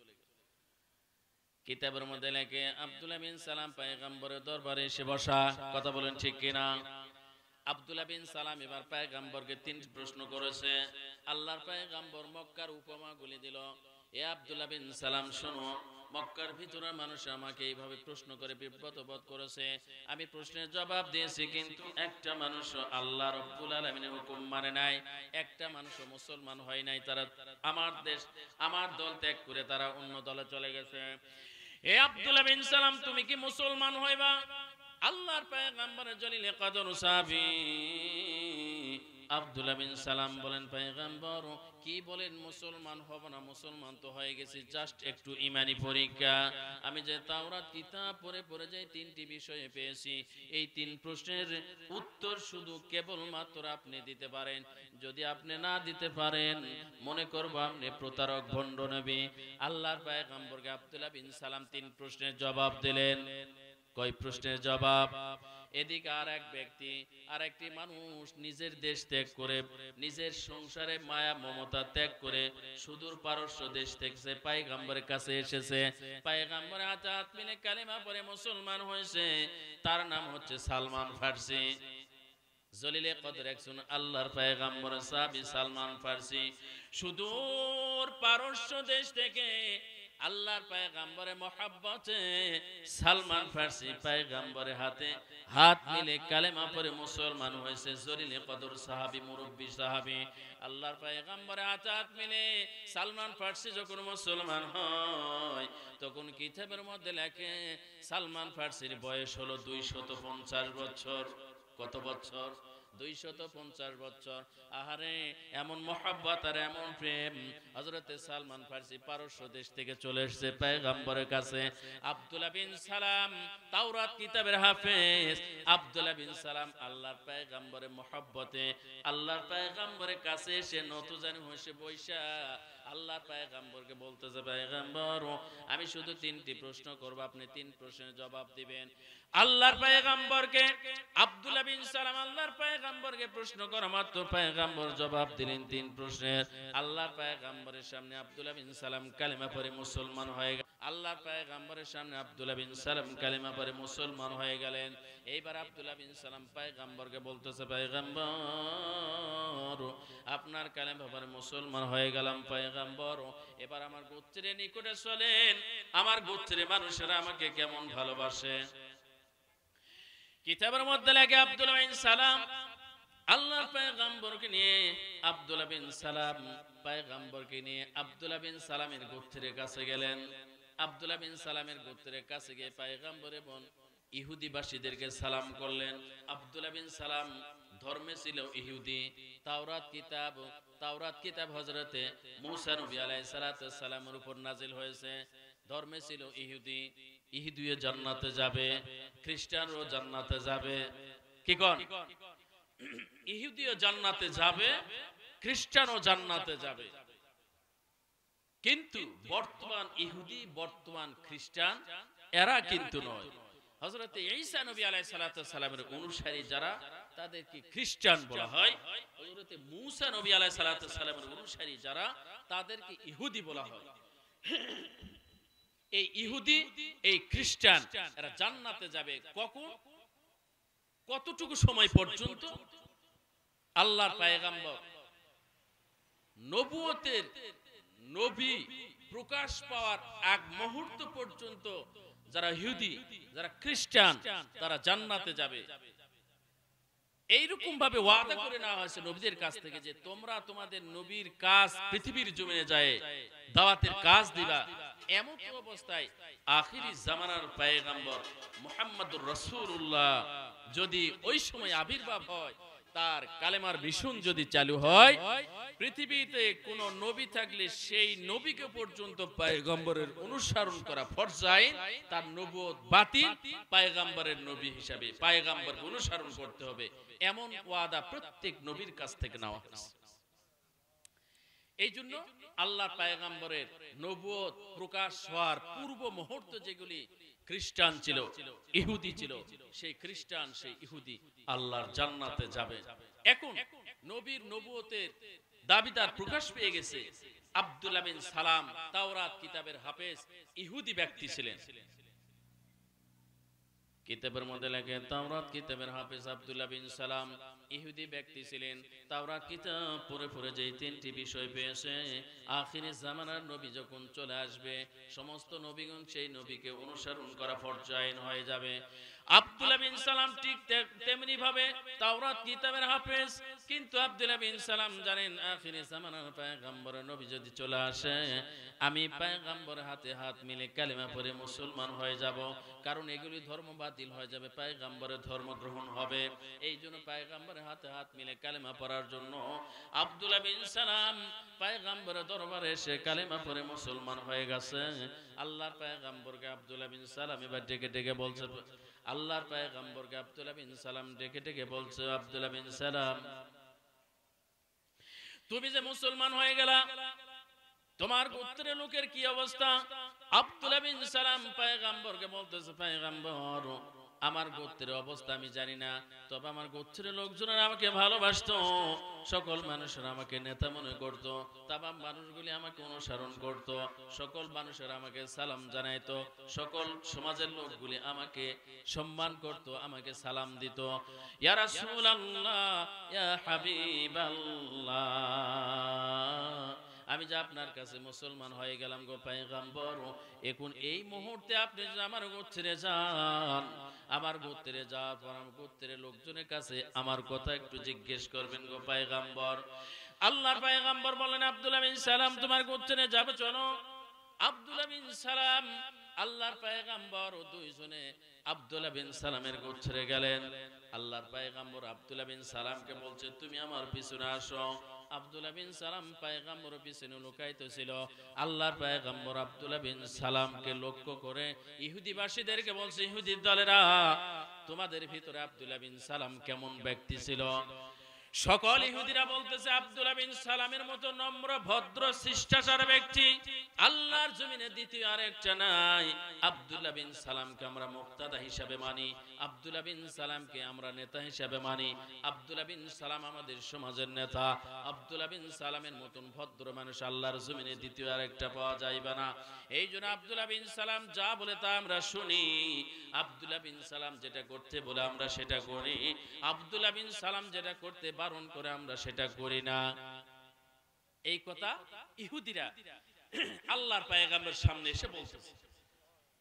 ইহুদিরা আল্লাহর পয়গম্বরের সামনে এসে বলতেছে, আব্দুল্লাহ বিন সালাম আল্লাহর পয়গম্বরের পিছনে। তারিক আশিকিলাই কিতাবের মধ্যে লেখে, আল্লাহর পয়গম্বরের পিছনে আব্দুল্লাহ বিন সালাম লুকায়িত আছে। জিজ্ঞেস করা হলো, আব্দুল্লাহ বিন সালাম তোমাদের ভিতরে কেমন লোক? নম্র ভদ্র শিষ্টাচার আসাব আকলত তাহাদিদ দামাদ যা আছে সবকিছু ঠেকে দিয়েছে। আব্দুল্লাহ বিন সালামের মতন ভালো মানুষ আল্লাহর জমিনে দ্বিতীয় আরেকটা পাওয়া যাবে কিনা শুনবে। মুসলমান বাবাজিরা, কিতাবের মধ্যে লেখে আব্দুল্লাহ বিন সালাম পয়গম্বরের পিছনে লুকাইতে ছিল। আল্লাহর পয়গম্বর বলছে, আব্দুল্লাহ বিন সালাম যদি এবার কালেমা পড়ে মুসলমান হয়ে যায় তোমরা কি মানবা? সকল ইহুদিরা বলতেছে, হুজুর এই কেমন কথা? আব্দুল্লাহ বিন সালাম কোনদিনও আপনার কালেমা পড়ে মুসলমান হবে না। ইয়া রাসূলুল্লাহ, ইয়া হাবিবাল্লাহ, আপনি জানেন না আব্দুল্লাহ বিন সালাম তাওরাত কিতাবের হাফেজ। তাওরাত কিতাবকে আমরা অনুসরণ করি, আমরা ইহুদি গোষ্ঠী, আমরা ইহুদি দল, কোনদিন আমরা মুসলমান হতে জানি না। আব্দুল্লাহ বিন সালাম মুসলমান তো দূরের কথা, কল্পনা পর্যন্ত করা যায় না। আব্দুল্লাহ বিন সালামের পিছনে লুকায়িত, আল্লাহর পয়গম্বরের পিছনে আব্দুল্লাহ বিন সালাম লুকায়িত আছে। আল্লাহর পয়গম্বর ডেকে বলছে, ইহুদিরা শোনো, আব্দুল্লাহ বিন সালাম যদি এই মুহূর্তে কালেমা পড়ে মুসলমান হয় তোমরা মানবা? ইহুদিরা বলতেছে, অসম্ভব, আব্দুল্লাহ বিন সালাম কোনদিন মুসলমান হবে না। আব্দুল্লাহ বিন সালামকে আল্লাহর পয়গম্বর হুকুম করলেন, আব্দুল্লাহ তুমি একটু বের হয়ে আসো। আল্লাহর পয়গম্বরের সামনে আব্দুল্লাহ বিন সালাম আসলেন। আসার পর আল্লাহর পয়গম্বর বললেন, আব্দুল্লাহ তুমি তোমার ইসলাম প্রকাশের কালেমাটা পড়ে ফেলো। আব্দুল্লাহ বিন সালাম সকল ইহুদির সামনে বলতেছে, লা ইলাহা ইল্লাল্লাহু মুহাম্মাদুর রাসূলুল্লাহ সাল্লাল্লাহু আলাইহি ওয়াসাল্লাম। আব্দুল্লাহ বিন সালাম এবার কালেমা পড়ে মুসলমান হয়ে গেল। বাবাজিরা আমার খুব খেয়াল করেন, ইহুদিরা মুসলমানদের জন্য দুশমন, চিরশত্রু। কথা বলেন ঠিক কিনা? ঠিক কিনা? গাজায় মুসলমানদের উপর অত্যাচার হচ্ছে কি হচ্ছে না? ফিলিস্তিন মুসলমানদের মসজিদুল আকসা মুসলমানদের কিবলা, এই মসজিদুল আকসাকে তারা দখল করার জন্য হাজার বছর ইতিহাসকে তারা ভেঙে দিয়ে নেতানিয়াহু মুসলমানদের রক্ত পিপাসু একজন ইহুদি সাম্রাজ্যবাদী গাজায় ইসরায়েল আগ্রাসন চালাচ্ছে। ফিলিস্তিন দখল নেওয়ার জন্য হাজার হাজার মা বোন শিশু সহ মুসলমানদেরকে তারা বুলডোজার দিয়ে রাতের অন্ধকারে বিমান হামলা করে, ড্রোন হামলা করে মুসলমানদেরকে তারা শহীদ করে দিচ্ছে। কথা বলেন ঠিক কিনা? এই মুসলমান, ঘুমে থাকার সময় নেই, জাগো জাগো, দিন ইসলাম কায়েমের জন্য জাগতে হবে। আবার আরেকবার যদি বদর উহুদের মতো মুসলমানরা জাগে, এই জায়গায় তাম দুনিয়ায় ইসলামের পতাকা উড্ডয়ন হবে। জোরে বলেন আল্লাহুম্মা আমিন। সম্মানিত সুধী, বসে আছি বসে থাকার সময় নেই। বাংলাদেশ ইসলামকে নিয়ে ষড়যন্ত্র হচ্ছে, চক্রান্ত হচ্ছে। যত ইসলামের অপশক্তি চক্রান্ত, সব চক্রান্তকে মুসলমানরা দূর করে দিতে পারে। কথা বলেন ঠিক কিনা? এই জন্য যারা আছেন ইসলামকে নিয়ে, মুসলমানকে নিয়ে যারা ষড়যন্ত্র করছে, সাবধান হয়ে যান। বদরে আমরা দেখাইছি, উহুদে আমরা দেখাইছি 313 জন নিরস্ত্র কাফের, হাজারেরও বেশি সশস্ত্র। 313 জন নিরস্ত্র মুসলিম যোদ্ধা সশস্ত্র বাহিনীর উপর আক্রমণ করে তাদেরকে তুলুধুনা করে দিয়েছে। কথা বলেন ঠিক কিনা? আজও সেই মুসলমান, আমরা তারই উত্তরসূরি, আমরা আবু বকরের উত্তরসূরি, আমরা ওমরের উত্তরসূরি। আজকে আমরা কেন ঘুমিয়ে? আসুন, জাগুন, ইসলামকে রক্ষা করুন, মুসলমানকে রক্ষা করুন। আপনারা দেখছেন না ইসকনের একজন নেতা মুসলমানকে কিভাবে, আলিফ ভাইকে কিভাবে তার কুপিয়ে হত্যা করেছে। কথা বলেন ঠিক কিনা? বসে থাকার সময় নেই। মুসলমান আল্লাহর জান্নাত যদি খরিদ করতে চান, আজই সময় এসেছে। সময়কে কাজে লাগে আল্লাহর জান্নাত নিশ্চিত করতে হবে। সবাই বলুন আল্লাহুম্মা আমিন। তাহলে ইহুদি আমাদের শত্রু না বন্ধু? বন্ধু তাহলে কার সঙ্গে করতে হবে? যারা সেকুলারিজম করে, ধর্মনিরপেক্ষতা মত, ধর্মহীনতা, তাদের পিছনে লাগবো। কোরআন সুন্নাহ মোতাবেক এই বাংলাদেশকে যারা শাসন করতে যায় তাদের পিছনে লাগবো। কথা বলেন, কার পিছনে যাব ভাই? কোরআন সুন্নাহর দেশ যেন হয়। সবাই বলুন আল্লাহুম্মা আমিন। সংসদে কোরআনের আইন যেন চালু হয়। আর ভাই একবার সংসদে কোরআনের আইন যদি যেতে পারে, দেখবেন 10 বছরে আমার এই দেশ সোনায় রূপান্তরিত হবে। নামে আছে সোনা, অরিজিনালি সোনায় রূপান্তরিত হবে। আপনারা আগামীতে ইসলামী ব্যক্তিত্ব যারা আছে তাদেরকে আমরা আগামীতে সংসদে নিব। কথা বলেন ঠিক কিনা? তাহলে ইহুদি আমাদের বন্ধুরা শত্রু।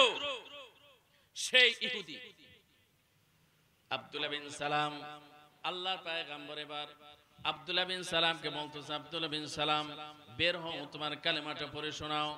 আব্দুল্লাহ বিন সালাম বের হলেন, পয়গম্বরে পড়ানো কালেমা শিখানো কালেমা বললেন, লা ইলাহা ইল্লাল্লাহু মুহাম্মাদুর রাসূলুল্লাহ।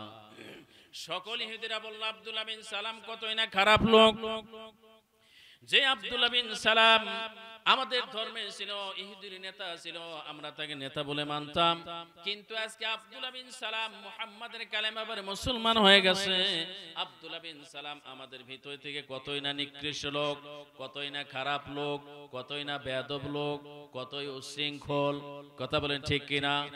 এই মুসলমান হওয়ার কারণে বেয়াদব, ব্যাককেল, উচ্ছৃঙ্খল, সন্ত্রাসী, চাঁদাবাজি, দুর্নীতি, ছিনতাইকারী, যা পৃথিবীতে অপবাদ দেওয়ার মত আছে, সব ভাষাগুলি ইহুদিরা আব্দুল্লাহ বিন সালামকে বলল। কিছুক্ষণ পূর্বেই বলছিল আব্দুল্লাহ বিন সালাম আমাদের ইহুদি নেতা, সে কোনোদিন মুসলমান হতে পারে না। যেই ক্ষণিকের ভিতরে আল্লাহর পয়গম্বরের সামনে আব্দুল্লাহ বিন সালাম তার কালেমাটা প্রকাশ করলেন, সমস্ত ইহুদিরা বলছে আব্দুল্লাহ বিন সালাম খারাপ লোক। খারাপ বলতে যত ভাষা আছে সব ভাষা তারা প্রয়োগ করলো, শুধুমাত্র ইসলামকে, মুসলমানকে মহব্বত করার কারণে। কথা বলেন ঠিক কিনা? এই জন্য মহব্বত বড় জিনিস। আসহাবে কাফের কুকুর মহব্বত করছে, জান্নাতে গেছে। মহব্বত বড় জিনিস ভাই। এইদিকে সালমান ফার্সি আল্লাহর পয়গম্বর হাতে হাত মিলে কালেমা পড়ে মুসলমান হবে। সালমান ফার্সি সুদূর ও পারস্য দেশ থেকে সালমান ফার্সি আল্লাহর পয়গম্বর হাতে হাত মিলে কালেমা পড়ে মুসলমান হওয়ার জন্য আসছে। হযরতে সালমান ফার্সি আল্লাহর পয়গম্বরের হাতে হাত মিলে কালেমা পড়ে মুসলমান যখন হয়, সালমান ফার্সির বয়স 250 বেশি। কত বছর? 250 বছর বেশি বয়স হযরতে সালমান ফার্সি। মহব্বত আছে দিলে পয়গম্বরের সঙ্গে কথা বলবেন, হাতে হাত মিলে মুসলমান হবে। বিধায় আল্লাহ তার হায়াতকে বাড়ায় দিয়েছেন। সালমান ফার্সি যখন আল্লাহর পয়গম্বরের হাতে হাত মিলে কালেমা পড়ে মুসলমান হয়েছেন, তারিখে আশিকিলাই কিতাবের মধ্যে লেখে, তখন সালমান ফার্সির বয়স 250 বছর। জোরে কোন সুবহানাল্লাহ। 250 বছর সালমান ফার্সির বয়স। মহব্বত কি? আল্লাহর পয়গম্বরের দিদার। মহব্বত কি? পয়গম্বরের প্রেম ভালোবাসা পাওয়ার জন্য সালমান ফার্সির বাবা জমিদার ছিলেন। টাকা পয়সা ধন দৌলত প্রাচুর্যের কোনো অভাব ছিল না। এই সালমান ফার্সি তখনকার সময়ে মানুষ আগুন পূজা করত, বহু ইতিহাস আছে। আগুন পূজা করত, সালমান ফার্সি আগুন পূজা ভালো লাগতো না। এই যে আমরা আসহাবে কাফের 7 যুবক রাষ্ট্র হুকুম করেছে মূর্তির পূজা করতে হবে, তারা যেমন বের হয়ে চলে গেছে রাষ্ট্র থেকে, মূর্তির পূজা করে নাই। সালমান ফার্সির বাবা সালমানকে বাধ্য করেছে আগুন পূজা করতে হবে। আগুনের কোনো শক্তি আছে? এই ভাই কথা বলেন, আগুনের শক্তি আছে? কুল্লা ইয়া নারু কুনি বারদান ওয়া সালামান আলা ইব্রাহিম। নমরুদ ইব্রাহিমকে অগ্নি শিখা জ্বালিয়ে তার মধ্যে ফালাইছে কি? ফালাইছে কি ফালাই নাই? ইব্রাহিমের পশমও পরে নাই। কথা বলেন ঠিক কিনা? ইব্রাহিমের পশমও পরে নাই, আল্লাহ পাকের ইচ্ছে। এই জন্য আগুনের কোনো শক্তি নাই। সালমান ফার্সি মনে মনে চিন্তা করলো, বিশাল আকাশ, বিশাল জমিন, বিশাল মরুভূমি, প্রান্তকে প্রান্ত, এগুলিতে কে চালায়? কোন মালিক চালায়? আগুনের পূজা বাবা করতে বলতেছে, আগুনের পূজা করতেছি, আগুনকে জ্বালাই দিলে তবেই আগুন চলে। আগুন তো নিজস্ব কোনো ক্ষমতা নেই, তার আগুনকে কোন মালিক সৃষ্টি করেছে তার ইবাদত করো। কিতাবের মধ্যে লেখে আল্লাহর গোলাম সালমান ফার্সি চিন্তা করলো, আহারে আগুনকে যে জ্বালাই দিলে আগুন জ্বলে, এই আগুনকে যে মালিক সৃষ্টি করেছে সেই মালিকের পূজা করতে যায়। জোরগণ সুবহানাল্লাহ। তারিকা সে গেলে কিতাবের মধ্যে লেখে, এই মালিককে আমি পূজা করতে চাই, আগুনের মালিককে পূজা করতে চাই, আগুনকে পূজা করব না, কিন্তু আমার বাবা তো হুকুম করছে আগুনকে তোকে পূজা করতে হবে। কিতাবের মধ্যে লেখে বাবার বিশাল জমিদারি ছিল, হযরতে সালমান ফার্সি সব জমিদারি ত্যাগ করেছে। সালমান ফার্সির বাবাকে বলা হয়েছে, আপনার সালমান দিনের তাবদীল করতেছে, ধর্মকে পরিবর্তন করতেছে। আমরা যে অগ্নি পূজারী, আপনার ছেলে আগুন পূজা করে না। আপনার ছেলে মনে মনে চিন্তা করছে যে আগুনকে যে মালিক তৈরি করছে, আমি সালমান সেই মালিকের ইবাদত করতে চাই। জোরে কোন সুবহানাল্লাহ। কিতাবের মধ্যে লেখে বাপজানিরা আমার, হযরত সালমান ফার্সি এবার আগুন পূজা ব্যতি রেখে এবার নিজের দেশ ত্যাগ করে অন্য দেশে চলে যাওয়ার সিদ্ধান্ত নিলেন। সালমান ফার্সি, বাবা সালমান, তুমি মনে হয় আগুন পূজা বাদ দিয়ে অন্য ধর্ম গ্রহণ করছো। বাবাকে বলছে, না বাবা, অন্য ধর্ম গ্রহণ করো নাই, কিন্তু লোকেরা আমাকে বলা বলে করছে তুমি নাকি ধর্ম পরিবর্তন করবা। আমার অর্ডার, আমার হুকুম হলো, যদি তুমি আমার বাড়িতে থাকতে চাও তাহলে তোমাকে আগুন পূজা করতে হবে। সালমান ফার্সি বলতেছে, বাবা আমি আগুন পূজা করতে পারবো না। যে আগুনের কোনো নিজস্ব ক্ষমতা নাই, যে আগুনকে জ্বালাই দিলে জ্বলে আবার নিভাই দিলে নিবে, এই আগুনের তো নিজস্ব কোনো ক্ষমতা নাই। আল্লাহর পয়গম্বরের সাহাবী হবেন হযরতে সালমান ফার্সি। বাবাকে বলতেছে, বাবা বলতেছে, সালমান আগুন পূজা যদি না করো তাহলে তুমি আমার থেকে তেজ্যপুত্র হয়ে যাবা। সালমান ফার্সি ডেকে ডেকে বলে, বাবা তেজ্যপুত্র করতে পারো, কিন্তু আমি যে ইসলামের ঘ্রাণ পেয়েছি, ইসলামের যে স্বাদ পেয়েছি, আমার পয়গম্বর মদিনায় থেকে আমাকে ডাকছে। জোরে কোন সুবহানাল্লাহ। বাবাকে এবার বলতেছে, বাবা আমি তোমার সম্পদ চাই না, টাকা পয়সা চাই না। বাবা বলতেছে যে সম্পদ না নাও, টাকা পয়সা না নাও, এমনিতে তোমাকে তো ছাড়া যাবে না। ধর্ম যেহেতু ত্যাগ করবা, আমার যে কারাগার, ধর্ম যদি ত্যাগ করো তোমাকে আমি কারাবন্দি করব। সালমান ফার্সি বাবা এবার কারাবন্দি করছে। বাবারা, আহারে করুণ কাহিনী। সালমান ফার্সি এবার পারস্য থেকে আল্লাহর পয়গম্বরের কাছে কেমনে পৌঁছলেন দেখেন। সালমান ফার্সি বাবা এবার সালমানকে কারাবন্দি করছে। দিনরাত 24 ঘন্টা অন্তর অন্তর একবার সালমান ফার্সিকে খাবার দেয়। সালমান ফার্সি চোখের পানি ছেড়ে দিয়ে কান্দে। সালমান ফার্সি বলে, রব্বুল আলামিন কি পরীক্ষায় ফেলাই দিল আল্লাহ, আমি তো তোমার পূজা করতে চাই, আমি আগুনের পূজা করতে চাই না। আমি সালমান ফার্সি আমার বাবার কারাগারে আমি বন্দী হয়ে গেছি। ও আল্লাহ, তুমি যদি আমাকে হেফাজত না করো, আমাকে যদি তুমি মাফ না করো আর ক্ষমা না করো, আমি সালমান ফার্সি তোমার জাহান্নামে চলবো। ও মাওলায়ে কারীম, তুমি আমাকে আমার এই বাবার কারাগার থেকে তুমি আমাকে মুক্তি করে দাও। আমি ওয়াদা দিলাম আখিরি জামানার পয়গম্বর জনাবে মুহাম্মদুর রাসূলুল্লাহ সাল্লাল্লাহু আলাইহি ওয়াসাল্লামের সঙ্গে একটু সাক্ষাৎ নিতে যাই। জোরে কোন সুবহানাল্লাহ। সালমান ফার্সি এবার চোখের পানি ছেড়ে দিয়ে কান্দে, তাহাজ্জুদের নামাজ পড়ে পড়ে কান্দে। বাপ জানেন আমার রাতের অন্ধকারে তাহাজ্জুদের নামাজ, তখনকার সময় নামাজ ছিল না, তবু গভীর রাত্রিতে অনেক ইবাদত বন্দেগী আছে। তাহাজ্জুদের নামাজ বলা হয় বাবার আমার, তাহাজ্জুদের নামাজ সালমান ফার্সি পড়ে আর সালমান ফার্সি কান্দে। ও মাওলায়ে কারীম, আমার বাবার কারাগার থেকে তুমি আমাকে রক্ষা করো। বাবার কারাগারে আমি থাকতে চাই না। আল্লাহ রাব্বুল আলামিন সালমান ফার্সির এই কাকুতি মিনতি কবুল করলেন। সালমান ফার্সি এবার বাবার কারাগার থেকে মুক্তি হয়ে গেলেন।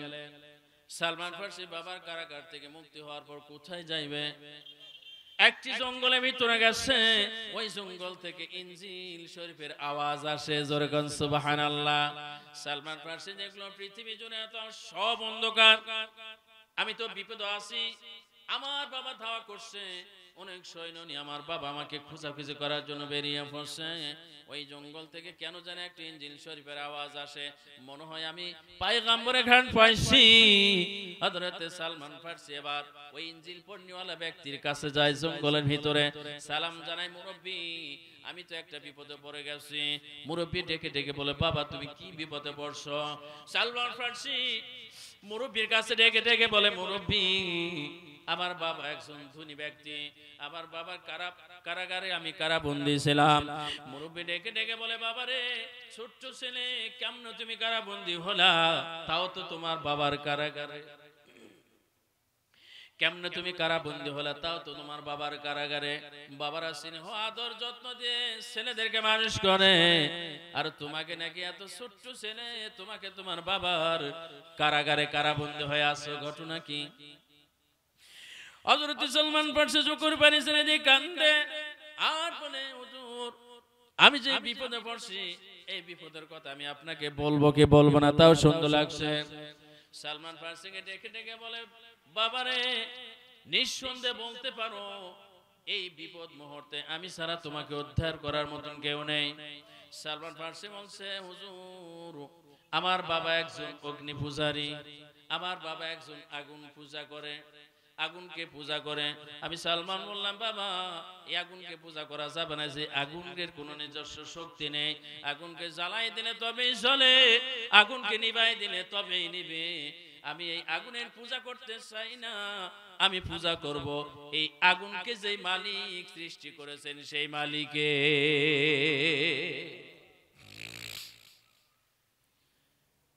মুরব্বি ডেকে ডেকে বলে, বাবা ঠিকই জায়গায় এসেছো। তাম পৃথিবী জুড়ে কোথাও কোনো ভালো মানুষ নাই, ভালো মানুষের খুব অভাব বাবা। আমি যে ইনজিল শরীফ পড়ছি, আমি ইনজিল শরীফের হাফেজ বাবা। তাম পৃথিবী মিলে কোথাও ভালো মানুষ পাইবে না। আল্লাহ পাক তোমাকে আমার এই জায়গাতে নিয়ে এসেছে, শোনো আমার এখানে থাকো, আমার সান্নিধ্য অর্জন করো, আমার এখানে তুমি কিতাবাদি শুরু করো, তাসবিহ তেলাওয়াত শুরু করো। কিতাব পড়তে পড়তে হযরত সালমান ফার্সিকে একদিন মুরব্বি ডেকে বলে, সালমান দুনিয়ার চিরস্থায়ী জিন্দেগি না, এই দুনিয়া ছেড়ে সবাইকে চলে যেতে হবে, আমারও যাওয়ার সময় হয়ে গেছে। তবে তোমাকে কোথায় রাখবো, কার কাছে রাখবো, আমি তো কোনো লোক খুঁজে পাইতেছি না। বাবা সালমান, আমি মারা যাওয়ার পর রাম হুরমুজ শহরে যাইবা, সেইখানে তুমি আমার মতো একজন পাদ্রীকে পাবা। রাম হুরমুজ শহরে আমার মতো একজন পাদ্রী আছে, তার কাছে যাবা, আমার সালাম জানাবা। সালমান ফার্সি বলতেছে, হুজুর রাম হুরমুজ এখান থেকে কত দূর? এখান থেকে বহু দূর মাইল বাবা, তোমাকে ম্যাপ দাগাই দিচ্ছি, তুমি ওইখানে চলে যাবা। যাওয়ার পর রাম হুরমুজে যে শহরে আমার মতো একজন পাদ্রী আছে, ও জঙ্গলের ভিতরে আছে, খ্রিস্টান ধর্মের অনুসারী, ঈসা নবীর অনুসারী, তার কাছে তুমি যাবা, আমার সালাম জানাবা, তোমার হালতগুলি খুলে বলবো। বাবা যে আমার খুব খেয়াল করেন, কিতাবের মধ্যে লেখে সালমান ফার্সির মুরব্বি কিছুদিন পর মারা গেলেন। এইবার সালমান ফার্সি একা একি রওনা হয়ে গেছে রাম হুরমুজ শহরে যাওয়ার জন্য। এই যে পাদ্রীর দেখানো রাস্তা দিয়ে রাম হুরমুজ শহরের দিকে যাইতেছে। বিপদ হলে কেমন বিপদ হয়, বিপদে তো ইসলামের জয় এসেছে।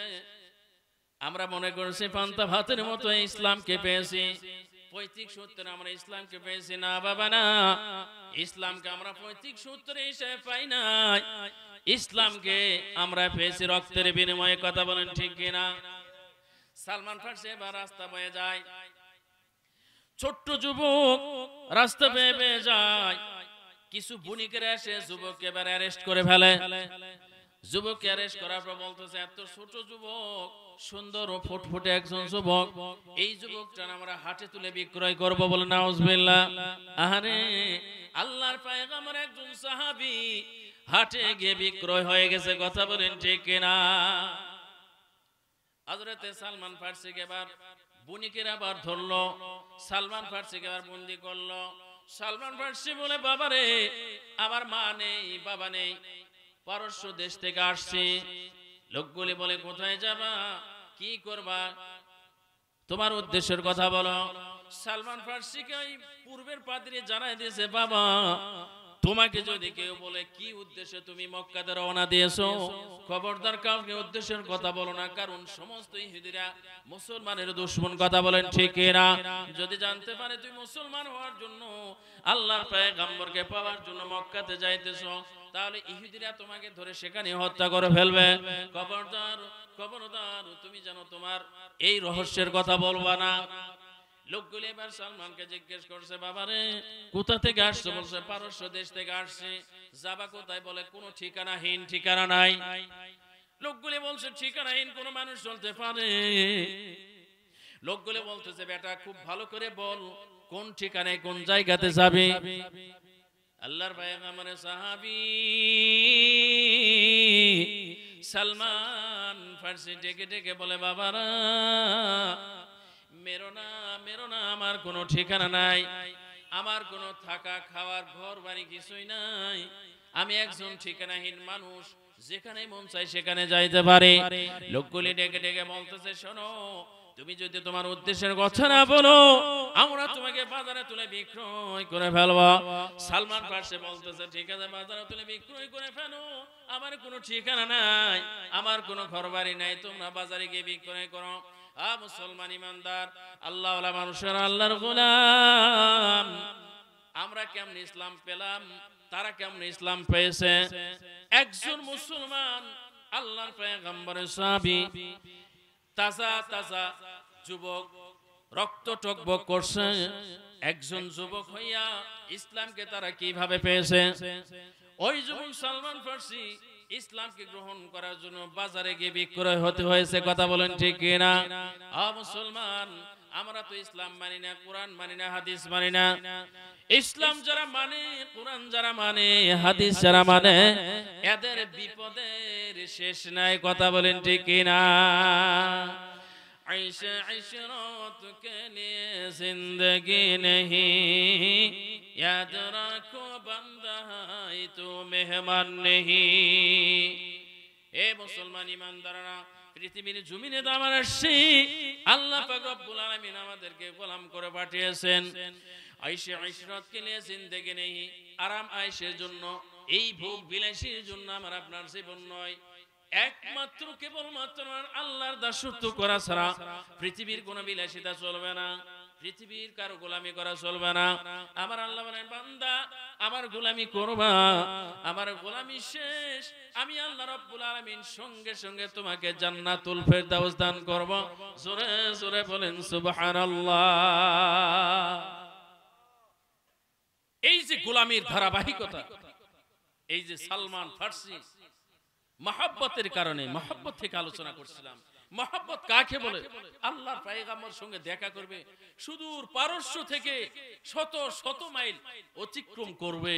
পয়গম্বরের জন্ম এখন হয় নাই, পয়গম্বরের জন্ম এখনো হয় নাই, কিন্তু আল্লাহর পয়গম্বর প্রেম ভালোবাসা অন্তরে টকবক টকবক করছে। পয়গম্বরের কাছে গিয়ে আমার এই অন্তরে বিরহ বেদনার কথাগুলি বলবো, পয়গম্বর হাতে হাত মিলে কালেমা পড়ে মুসলমান হব। প্রেম প্রীতি ভালোবাসা পয়গম্বর পৃথিবীতে আসার আগে থেকেই, কথা বলেন ঠিক কিনা? আর আমাদের প্রেম প্রীতি ভালোবাসা, পয়গম্বরের প্রতি একবার দরুদ নাই, সালাম নাই, কালাম নাই, নামাজ নাই, রোজা নাই, হজ নাই, যাকাত নাই, নামে মাত্র মুসলমান হয়ে আছি, এগুলি ঠিক না ভাই। ইসলামের পক্ষে, মুসলমানের পক্ষে আওয়াজ দিতে হবে।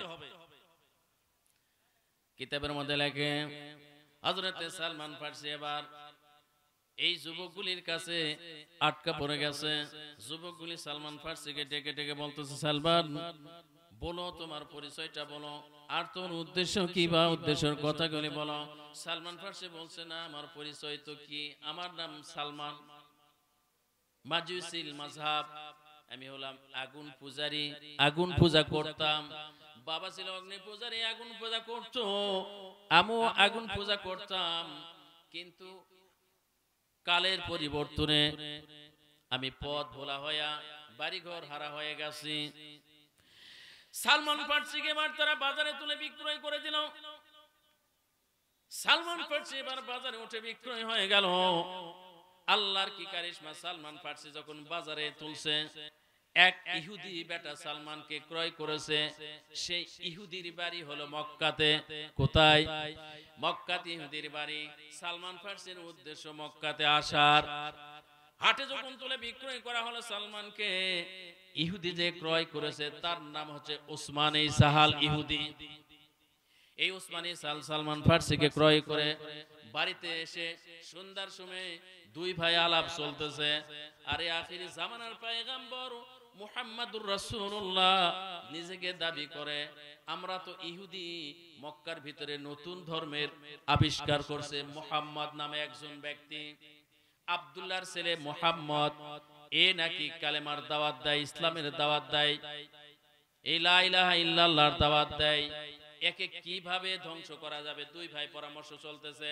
সালমান ফারসিকে হাটে থেকে ক্রয় করে আনে, সন্ধ্যার সময় তাদের কাছে বসে তারা পরামর্শ করতেছে কি করা যায়।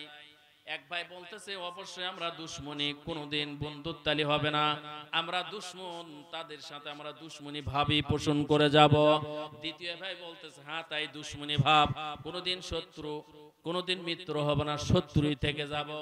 এই ফাঁকে দিয়ে সালমান ফারসি এবার নিজের গন্তব্য, নিজের উদ্দেশ্য হাসিল হতে চলেছে। এই তো আমি যে পারস্য দেশ থেকে আসতেছি, সালমান ফারসি যখন হাটে বিক্রয় হয়েছে, কিতাবের মধ্যে লেখে এই বিক্রয়টা সালমান ফারসি একবার নয়, দুইবার নয়, 10 বার হয়েছে।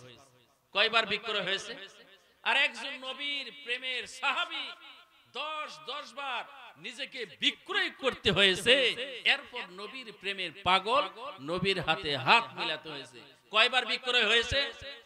এই ভাই কথা বলেন না, কি আমরা বাংলা কথা বুঝতেছি না নাকি? 30 লক্ষ মানুষের রক্তের বিনিময়ে এই বাংলার স্বাধীনতা অর্জন করেছি, কথা বলেন ঠিক কিনা?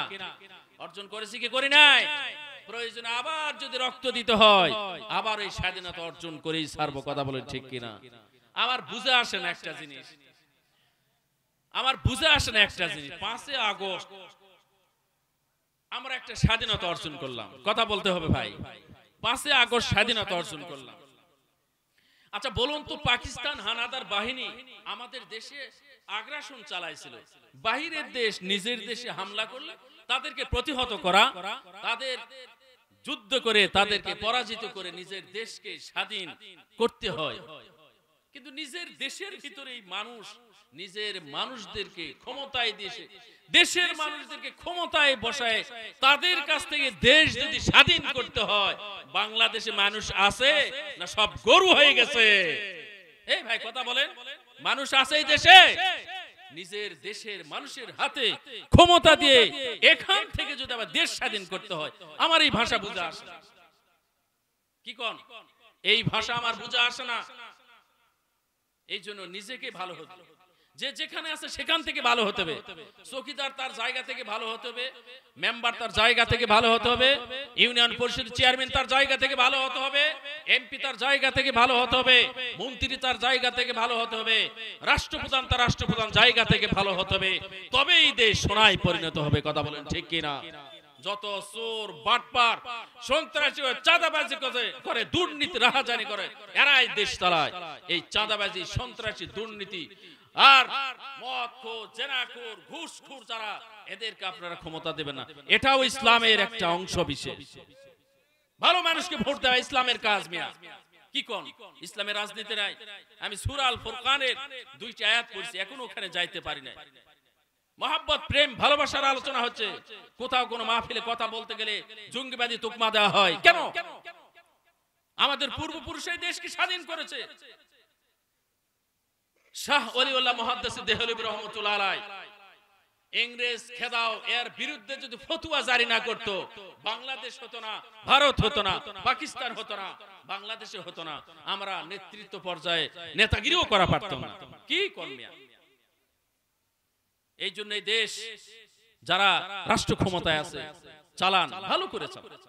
আপনাদের থেকে তো আমরা কেড়ে নিচ্ছি না, চালান ভালো করে চালান, ভালো করে চালান দেশটাকে। আসুন, সালমান ফার্সি কয়জনের কাছে বিক্রয় হয়ে গেছে? এই ভাই সবাই কথা বলতেছে না, কয়জনের কাছে বিক্রয় হয়েছে? এরা কিচ্ছা মনে পড়লো বলবো? মানে আমরা কেমন যেন ঝিমায়ে গেছি, মনে হয় আমরা কিছুই জানি না, কিছুই জানি না। এক চেয়ারম্যানের ছেলে আগেকার সময় তদানীন্তন কালে এক চেয়ারম্যান, তখনকার সময় কিন্তু নেতা নেত্রী অভাব ছিল। একজনকে ডেকে বলে, ভাই এই গ্রামের মন্ডল মাতব্বরিটা তুমি লাও তো। বলে না না আমি পারবো না। এরকম গেছে সময়, কথা বলেন সময় গেছে তো এরকম পূর্বে সময়। চেয়ারম্যান মেম্বার এমপি খুন খারাপি করে, রাষ্ট্রপ্রধান খুন খারাপি করে নিতে হয় না, মানুষ ওখানে যায় না। আর এখন হুমরি খায় পড়তেছি কে কাকে মেরে পদ দখল করতে পারে। কথা বলেন ঠিক কিনা? হুমরি খায় পড়তেছি। তখনকার সময় মানুষকে নেতৃত্ব মানে দিতেই চাইতো না। তো চেয়ারম্যান, সে চেয়ারম্যান করে মারা গেছে। চেয়ারম্যানের ছেলে বিদেশে পড়াইছে, বিলাত ফেরত, বিদেশ থেকে আসছে। আসার পর এলাকার সব লোকজন ধরছে, এইবার তোমার বাবা চেয়ারম্যান করে মারা গেছে, তো এখন যোগ্য নেতা আমরা এলাকা দেখতেছি না, তোমাকে চেয়ারম্যানের দায়িত্বটা নিতে হবে। এখন এর ছেলে বিদেশ যায় বিলাত ফেরত, কিসে? এক কলম লেখাপড়া শিখে নাই, নিজের নামটাও পর্যন্ত সই শিখে নাই, নিজের নাম পর্যন্ত লিখতে যায়। একবার ভংমাং করে রং তামাশা করে বিলাত ফেরত হয়ে বাংলাদেশে চলে আসছে। সব এলাকার লোকজন ধরে, তোমার বাবা মারা গেছে, তুমি চেয়ারম্যানের দায়িত্বটা নাও। সবাই ধরছে নিচে। তো এখন তখনকার সময় তো এত লেখাপড়া ছিল না, মানুষ তারিখ জানার জন্য মুরব্বী মন্ডল মাতব্বর চেয়ারম্যান যারা আছে এদের কাছে মানুষ ধর্ণা পাত। তো এক মুরব্বী গেছে, যার পর বলতেছে, চেয়ারম্যান এর বেটা চেয়ারম্যান, নতুন চেয়ারম্যান হলা, আজকে কয় তারিখে, কোন তারিখটা জানবো বাবা। বৈঠকখানা, চেয়ারম্যানের ছেলে বলতেছে, মুরব্বী আপনি বৈঠকখানায় বসেন, আমি তারিখটা দেখে আসি। কি দেখে আসবে? বৈঠকখানায় বসেন, আমি তারিখটা দেখে আসি। চেয়ারম্যানের ছেলে চেয়ারম্যান, এক কলম তো লেখাপড়া জান না, ক্যালেন্ডার দেখতে হলে তো লেখাপড়া কিছু লাগে। কথা বলেন ঠিক কিনা? এই ভাই কথা বলেন না। ক্যালেন্ডার ধরতে হলে কমাস কম তো সমাপনী পরীক্ষাটাও দিতে হয়। কথা বলেন। চেয়ারম্যানের ছেলে এখন ক্যালেন্ডার দেখতে গেছে, এই ভদ্রলোক লেখাপড়া জানে না, এর আবার ক্যালেন্ডার হলো। দুতলা উঠতে সিঁড়িতে বাঁশের একটা চোঙ্গা পুঁতছে। কি পুঁতছে? বাঁশের চোঙ্গা পুঁতিছে তালার সিঁড়িতে। এখন যেই মানুষ আসে তারিখ জানার জন্য, প্রত্যেক দিন একটা করে বকরির লাদে বাঁশের চোঙ্গার মধ্যে ছেড়ে দেয়। কি করে? বকরির লাদে বাঁশের চোঙ্গার মধ্যে ছেড়ে দেয়। মানুষ যখন তারিখ জানার জন্য আসে, বৈঠকখানা বসে দিয়ে মশানলে বলে যে আপনি বসেন, আমি ক্যালেন্ডারটা দেখে আসি। কি কয়?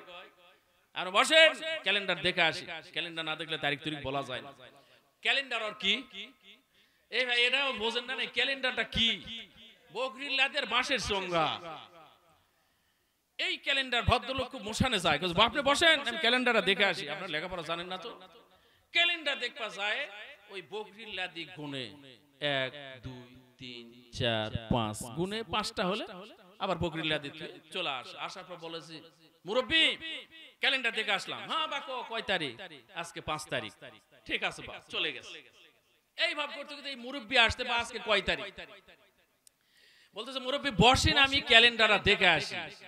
আল্লাহর কি কুদরত, ক্যালেন্ডার দেখবা যায় দেখে 90 তারিখ হয়ে আছে ক্যালেন্ডারে। কয় তারিখ এবার কথা বলেন না কেন, কয় তারিখ? 90 তারিখ হয়ে আছে।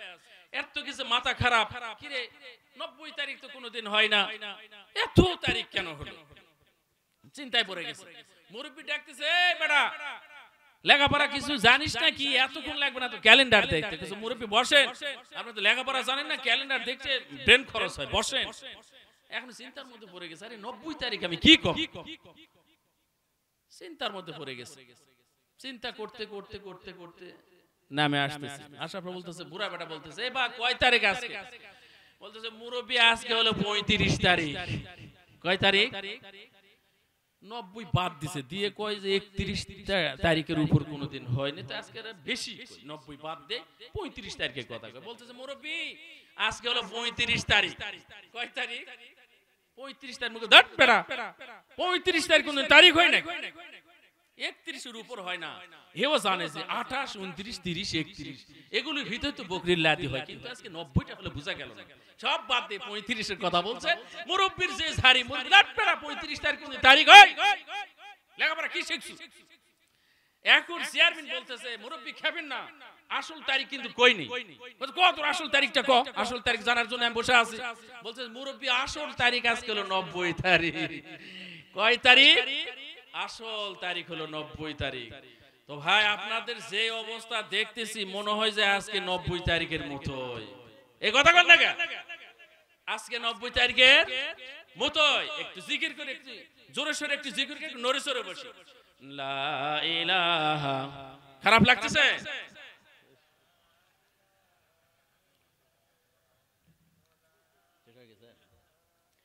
লা ইলাহা আসিয়া খেলে প্রেম খেলা, ফেরাবন দিল কতই জ্বালা, তবু আসিয়া সারল না ঈমান, মুখে বলে ইল্লাল্লাহ লা ইলাহা। সবাই জবান খুলে লা ইলাহা লা ইলাহা ইল্লাল্লাহু মুহাম্মাদুর রাসূলুল্লাহ সাল্লাল্লাহু আলাইহি ওয়াসাল্লাম। আপনাদের ব্যাটারি শেষ, আমার কিন্তু চার্জ অনেক আছে। কোরআন শরীফ আয়াত যা পড়ছে এখনো বলা হয়নি, চার্জ আছে, কিন্তু আপনাদের অবস্থা 90 তারিখের মতো। এই জন্য আজকের জন্য এখানে ইতি টানলাম। আসসালামু আলাইকুম ওয়া রাহমাতুল্লাহি ওয়া বারাকাতুহু।